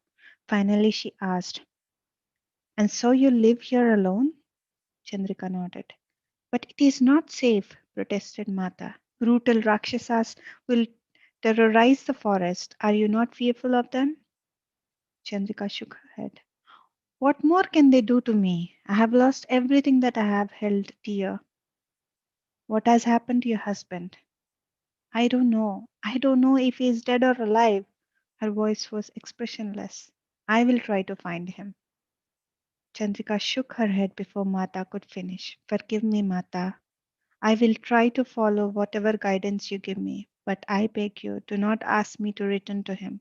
For the sake of my honor, I can never return to him, and that causes me pain because I love him still, despite his arrogance and disdain for me." Mata understood, but her mind was still on the thought of reconciling the couple. "What would you do, Mata?" Chandrika asked in a beseeching voice, lifting her eyes to Sita. "You, who are the guide for all of us, admired and respected for your unconditional love, but also for your dignity as a woman, what would you do if you found yourself in my situation?" Mata was taken aback by the question and did not respond right away. She could not imagine such an occurrence. It was inconceivable that her beloved husband Ram would succumb to such seductions. He who was beyond reproach, the living example of Dharma. But she felt the pain in Chandrika's heart and experienced not only the betrayal and loss, but also the affront to her dignity, disrespected by her husband, abandoned by the students and by their guru, that a woman who once must have commanded the respect of the whole hermitage should be reduced to such a state, saddened Sita. "I cannot imagine any condition that would lessen my love for my husband, but I also would not tolerate any condition that would cause me to lose my dignity. From a very young age, I learned from my father, Maharaja Janak, that a woman must uphold her dignity, her self respect at all cost. Indeed, this is true for all human beings. No matter what happens to us, we must retain our self respect, whether you return to the hermitage or not, whether you reconcile with your husband or not. That is less important than regaining your self confidence and belief in yourself." Mata placed her hand on the woman's hand and said, "You are a brave and noble woman and have my admiration. You have done no wrong. Do not deprecate yourself, for in doing so, you do a disservice to all women. We all must strive to be an example for others. It is not I who am the model. I am simply seek to do my part. Each one of us must stand as an example, to be in control of ourselves and to retain our dignity. That is all that I that is asked of us. We cannot control the behavior of others, and we are not responsible for it, but we are responsible for our own behavior and attitudes. Do not do yourself a disservice by thinking your life is of no value. The disrespect your husband showed you reflects on him, not you. And sadly, he will have to suffer the consequences. Perhaps he already has. Then you do not object to my remaining as a forest hermit, she asked timidly. I was afraid you would try to convince me to return to my husband. Mata shook her head. If you had left your husband of your own volition, volition, it would have been different. But circumstances have brought you here, and you are in the best of hands with Parvati Ma as your guide. But come, let me prepare for you a soothing drink to lift your spirits. I found these plants in the forest. They have a very calming effect. Mata went over to the fire pit and brought the dying embers back to life. Chandrika filled a pot with water. As Mata began to heat the herbs, she found some food items and began to prepare a simple meal for Chandrika. They sat together for some time until Mata could see the effects of the brew. By the end of the meal, Chandrika was smiling. There was so much Mata wanted to do for her, but she restrained herself. I will leave the rest of these plans with you, Chandrika. Heat them and drink the brew morning and night. You will feel better and your meditation will improve. I will come visit you again, but before leaving, I will share some meditation practices that I have learned along our journey. They may be helpful. And so Mata shared with Chandrika what she had learned from sage Anasuya about focusing on breath to calm the mind. Mata, how can I ever thank you? You have given me new life. Parvati Ma saved my life, but you have given me a reason to live, to preserve my dignity so that I can provide hope to other women who find themselves in my situation. Mata smiled. You have also taught me something, Chandrika. I would have encouraged you to return to the hermitage, but you have shown me that a woman must have the strength and courage to carve her own path in life and choose her own future. You have chosen to be a hermit, and I will pray that you receive the knowledge and wisdom to guide your path. Mata took her leave and began to head home when she realized she had given away all the plants she had collected for Lakshman. They were the reason she had gone to the forest in the first place, and she couldn't return without them. Retracing her steps, she again sought out the spot where she had first gathered the plants. It was getting late. After filling her basket once more with the plants, she quickly followed the path out of the forest, crossed the river, and reached a small abode just before the dark. She was sure Lakshman and Ram would be concerned about her, as she had been gone nearly the whole day. When she reached the hut, she found Lakshman alone, nervously pacing back and forth. There you are, he called in a concerned voice when he saw her rushing down the path to their hut. Then, seeing that she was alone, he asked where Ram was. Isn't he here? I assumed he was with you. After you left, I tried in vain to get some rest. When I couldn't sleep, I came out to find that neither of you were here. You both have been gone a long time. I was very worried.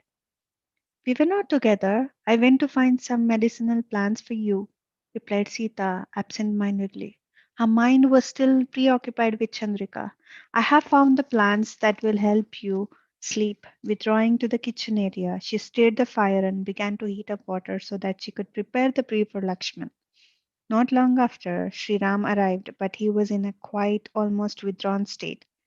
Throughout the evening meal, both Sriram and Mata were silent, responding with one word replies to Lakshman's inquiries. Finally, Lakshman could not stand it any longer.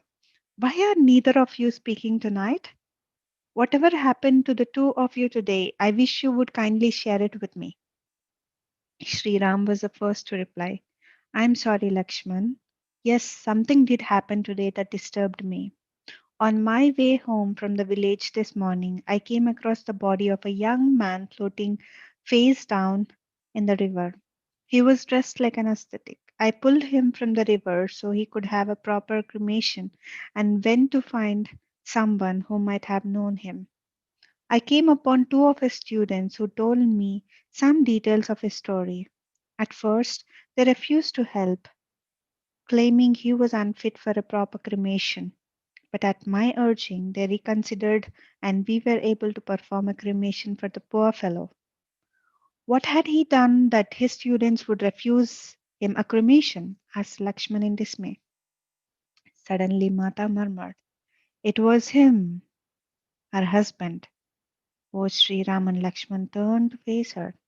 Mata had been silent throughout the meal, but now she spoke up.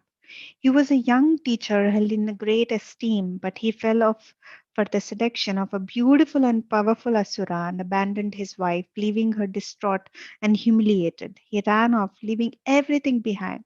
But then these demons deserted him. Now his poor young wife has nowhere to turn. How do you know his story? Asked Sri Ram, astonished. Because I was with his wife today. Mata then relayed the events of that day and what she had experienced. Chandrika will be distraught when she learns of her husband's end. I must go to her tomorrow and inform her. Sri Ram was thoughtful. I will accompany you. I fear this woman who has been creating disturbances in the hermitages is no ordinary woman. She clearly has great powers of deception. We must find out what her motive is. I will be on the lookout for her, brother, said Lakshman. But Mata did not get to return to Chandrika. Early the next morning, a villager came to inform Sri Ram and Lakshman that there had been a massacre at a neighboring settlement that night before. None of the villagers had survived. He said the people in the village were preparing to leave the forest in search of a safer ground, closer to one of the hermitages. As Sri Ram and Lakshman prepared to go in search of the forces that had committed such a heinous deed, they asked Mata to stay in the hut. Mata was restless. She knew not to return to Chandrika. It was a long walk deep into the forest, but she had to see whether Chandrika had learned of her husband's death. Having no other way to communicate with her, Mata went into meditation, chanting one of the sacred mantras she had learned from sage Lopamudra. She felt herself leave her body. She then found herself by the side of the woman hermit she had visited the day before. Chandrika could not see her, as Mata's body was one of the light, too subtle to be perceived by the human eye. A young man, no doubt a former student of her husband, was reciting to her the events that had led to her husband's death. Tears filled her eyes and her chest heaved in pain as she heard the sad news. After the young man departed, Chandrika looked distraught and Mata longed to reach out to her. She spoke, but Chandrika did not hear. Instead, she fell at the feet of the Murti of Parvati Ma and let her tears flow. Mata then saw Parvati Ma emerge from the Murti and take a visible form. Child, she said, tapping Chandrika on the forehead, look and see. Devi Sita has come to console you. Take her guidance and you will be well. She then disappeared back into the Murti. Looking around, Chandrika was now able to see Mata, who said with compassion, Ram himself performed the cremation. Your husband's actions led to this outcome. You must free yourself from any attachment to him. Let go of your past, Chandrika. You are beginning a new life, and if you persist, you will achieve success. I have no strength left, Mata, no will to live, she replied tearfully. Then I will give you some of mine. Mata? The bright light that encompassed Mata's spiritual body expanded until it encompassed Chandrika's as well. You will be protected and you will be able to continue with your sadhana, your spiritual practice, and achieve many spiritual rewards. I love him still, despite everything. You will meet again under better circumstances. But for now, you must let go of your attachment if you are to progress. The clinging to him will hold you back, and him as well. Ram has released him from his suffering. Do not hold him back. Will she go unpunished then, this evil woman? Her tears had by now stopped. Mata didn't reply right away. Finally, she said, somewhat mournfully, nobody escapes their deeds, Chandrika. She will not go unpunished. Hers will be a living death. She will prefer death than to live as she will have to live. Mata felt herself being pulled back into her body. Giving Chandrika a last loving glance, she again found herself seated in meditation inside her small hut. When Mata realized what she had said to Chandrika, she was taken aback. She didn't know why those words had come out of her mouth. How could she know what the fate of this woman would be when she didn't even know who the woman was? But Mata didn't dwell on this. A calm returned to her as she realized that Chandrika would recover and progress. The day passed and Sri Ram and Lakshman did not return. They were low on water and she would not have to go to the river to fetch more for the evening meal. Cautiously looking to all sides, Mata went down to her daughter Godavari to get some water. After filling her pots, through the sound of the swiftly flowing water, she heard her daughter's voice say, beware, Mata, danger is near. She turned and started to head back to the hut when she smelled the most beautiful fragrance. Never before had she smelled such a captivating scent. These must be new flowers my daughter is sending me, she thought. Then suddenly the words of Chandrika came back to her about the fragrance that accompanied the demoness who seduced her husband. She is near, thought Sita, returning to the path and quickening her steps. What harm could she be dreaming up now? Suddenly the thought of Lakshman came to her. He was tired, his body worn from lack of sleep. He could be vulnerable. She would have to make him a strong brew of the healing herb and let him sleep the night. Ram and she would stay up for the watch that evening. When Sri Ram and Lakshman returned, it was well past dark. Sri Ram and Lakshman had found the small band of Rakshasas who were terrorizing the forest settlements and a battle had taken place. Sri Ram had escaped with only a few minor bruises, but Lakshman had a wound in his shoulder. Mata quickly tended to it and then brought them the evening meal. In her concern for them, she failed to mention that she felt the demoness near. There was tension in the air over the next few days. Mata could not get the memory of the scent out of her mind. At first, it had been most appealing, but now it repulsed her. She tried all sorts of ways to erase the odor, bringing her favorite flowers to her kitchen, using fragrant herbs in her cooking, but nothing would erase it. Suddenly, Soma paused in her narrative. I had been listening with closed eyes, trying to visualize the events that she was describing. But when she paused, I opened my eyes and could see the pain etched across Soma's face. Tears were drizzling down her cheeks. You must forgive me, she said in a shaky voice. It is very hard for me to narrate the events that come next. They are the most painful for me as I could not do anything to help. I could not serve my Mata when she needed me the most. Soma placed her face in her hands and and shook her head. That is the greatest agony for me, that I could not be there to endure what she had to endure. I looked around. We were no longer alone. Several ascetics had come into the hut while we were listening to Soma. One called out, do not exert yourself, Soma. Then turning to us, he explained, she always suffers when she comes to this part of her narrative. It is best to let her rest and gather her strength. Perhaps we should leave you to let you rest, my mother interjected. Soma shook her head. Just give me a few minutes and I will continue. The heat of the sun was beating down, and nobody seemed to want to leave the hut, which had a surprisingly cool breeze passing through it. Soma closed her eyes again and sank back into meditation. We all waited. It took some time for her to emerge and continue her narrative. That's all for today, friends. This is the Soma's tale, and tomorrow we will be hearing how Soma relates Sita's journey into Lanka.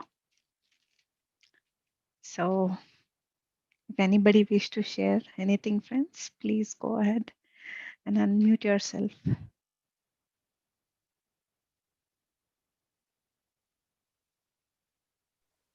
Hi, Madhu. Thank you so Hi, much. hi, Swapna. Today we discussed, like Ram was mentioning, about how others' words or thoughts should not affect you, and you need to be centered. And the same Right, aspect is touched today. So right. yeah, beautiful. Yeah, Thank that you. too. I was also surprised that how this story came up. Yes. Yeah, that's true. Yeah, thank you, Swapna. Anybody else, friends?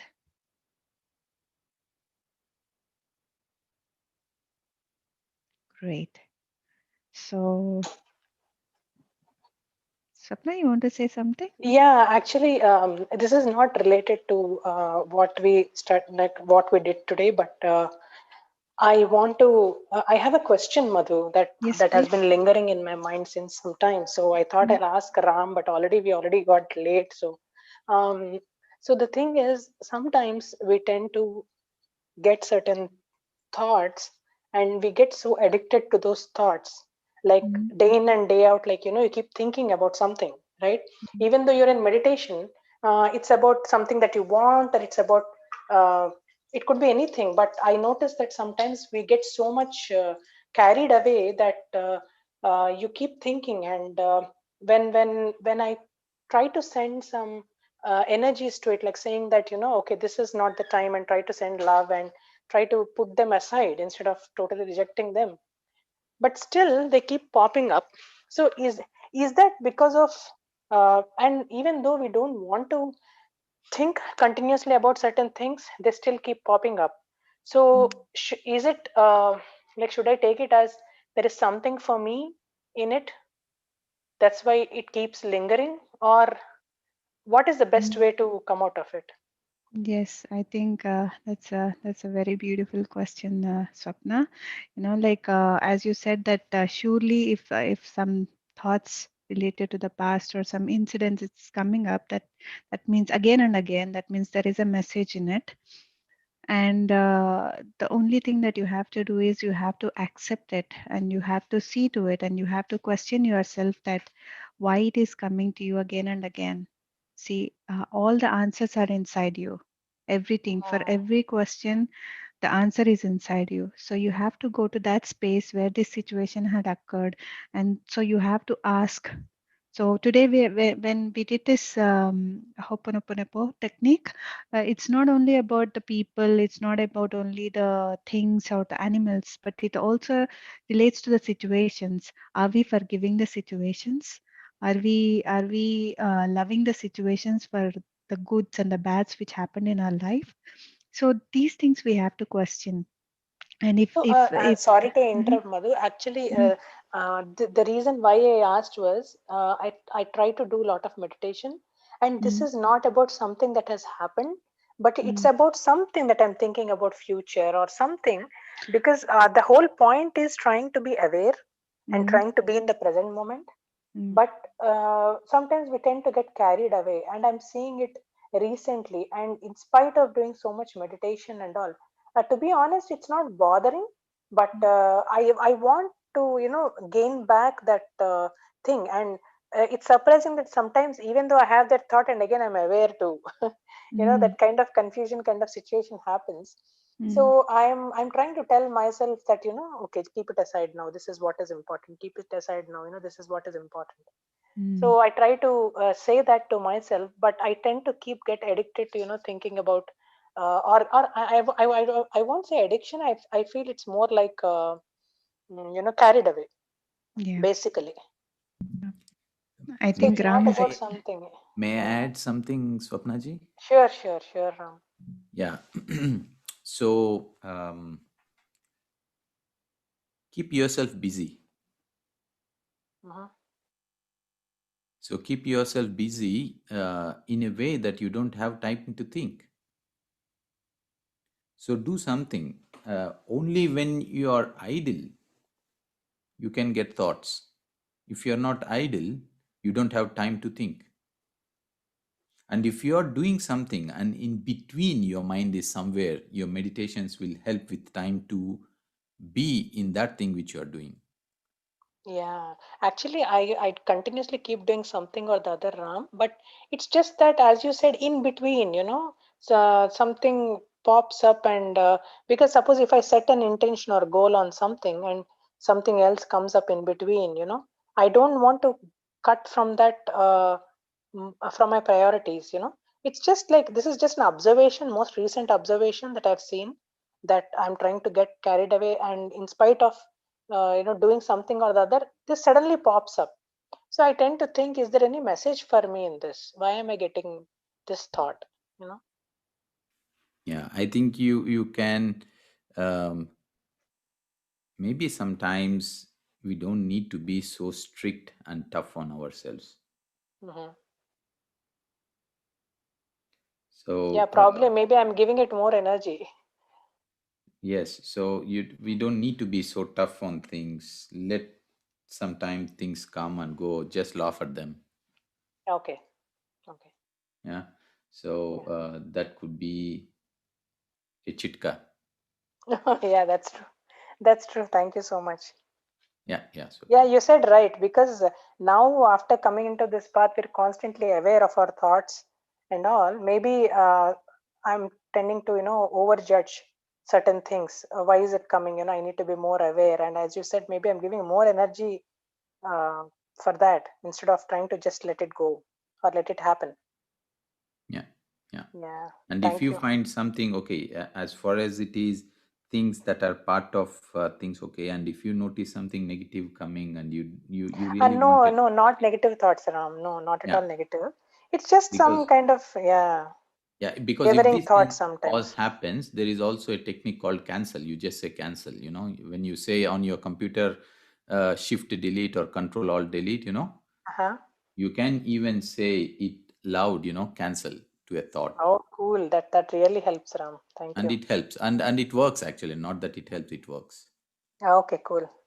Okay. Thank you, Madhu and Ram. Thank you, Swapnaji.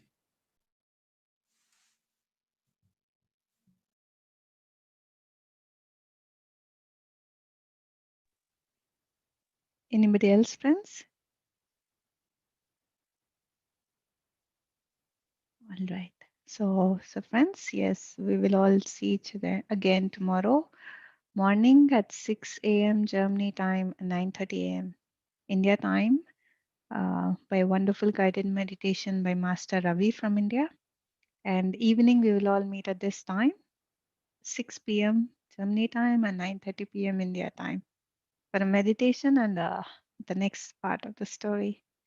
So till then, have a lovely day, lovely evening, and a lovely night. Namaste to all. Thank you, Madhu. Good night, Okay, good everyone. night, Archana. Bye bye. Thank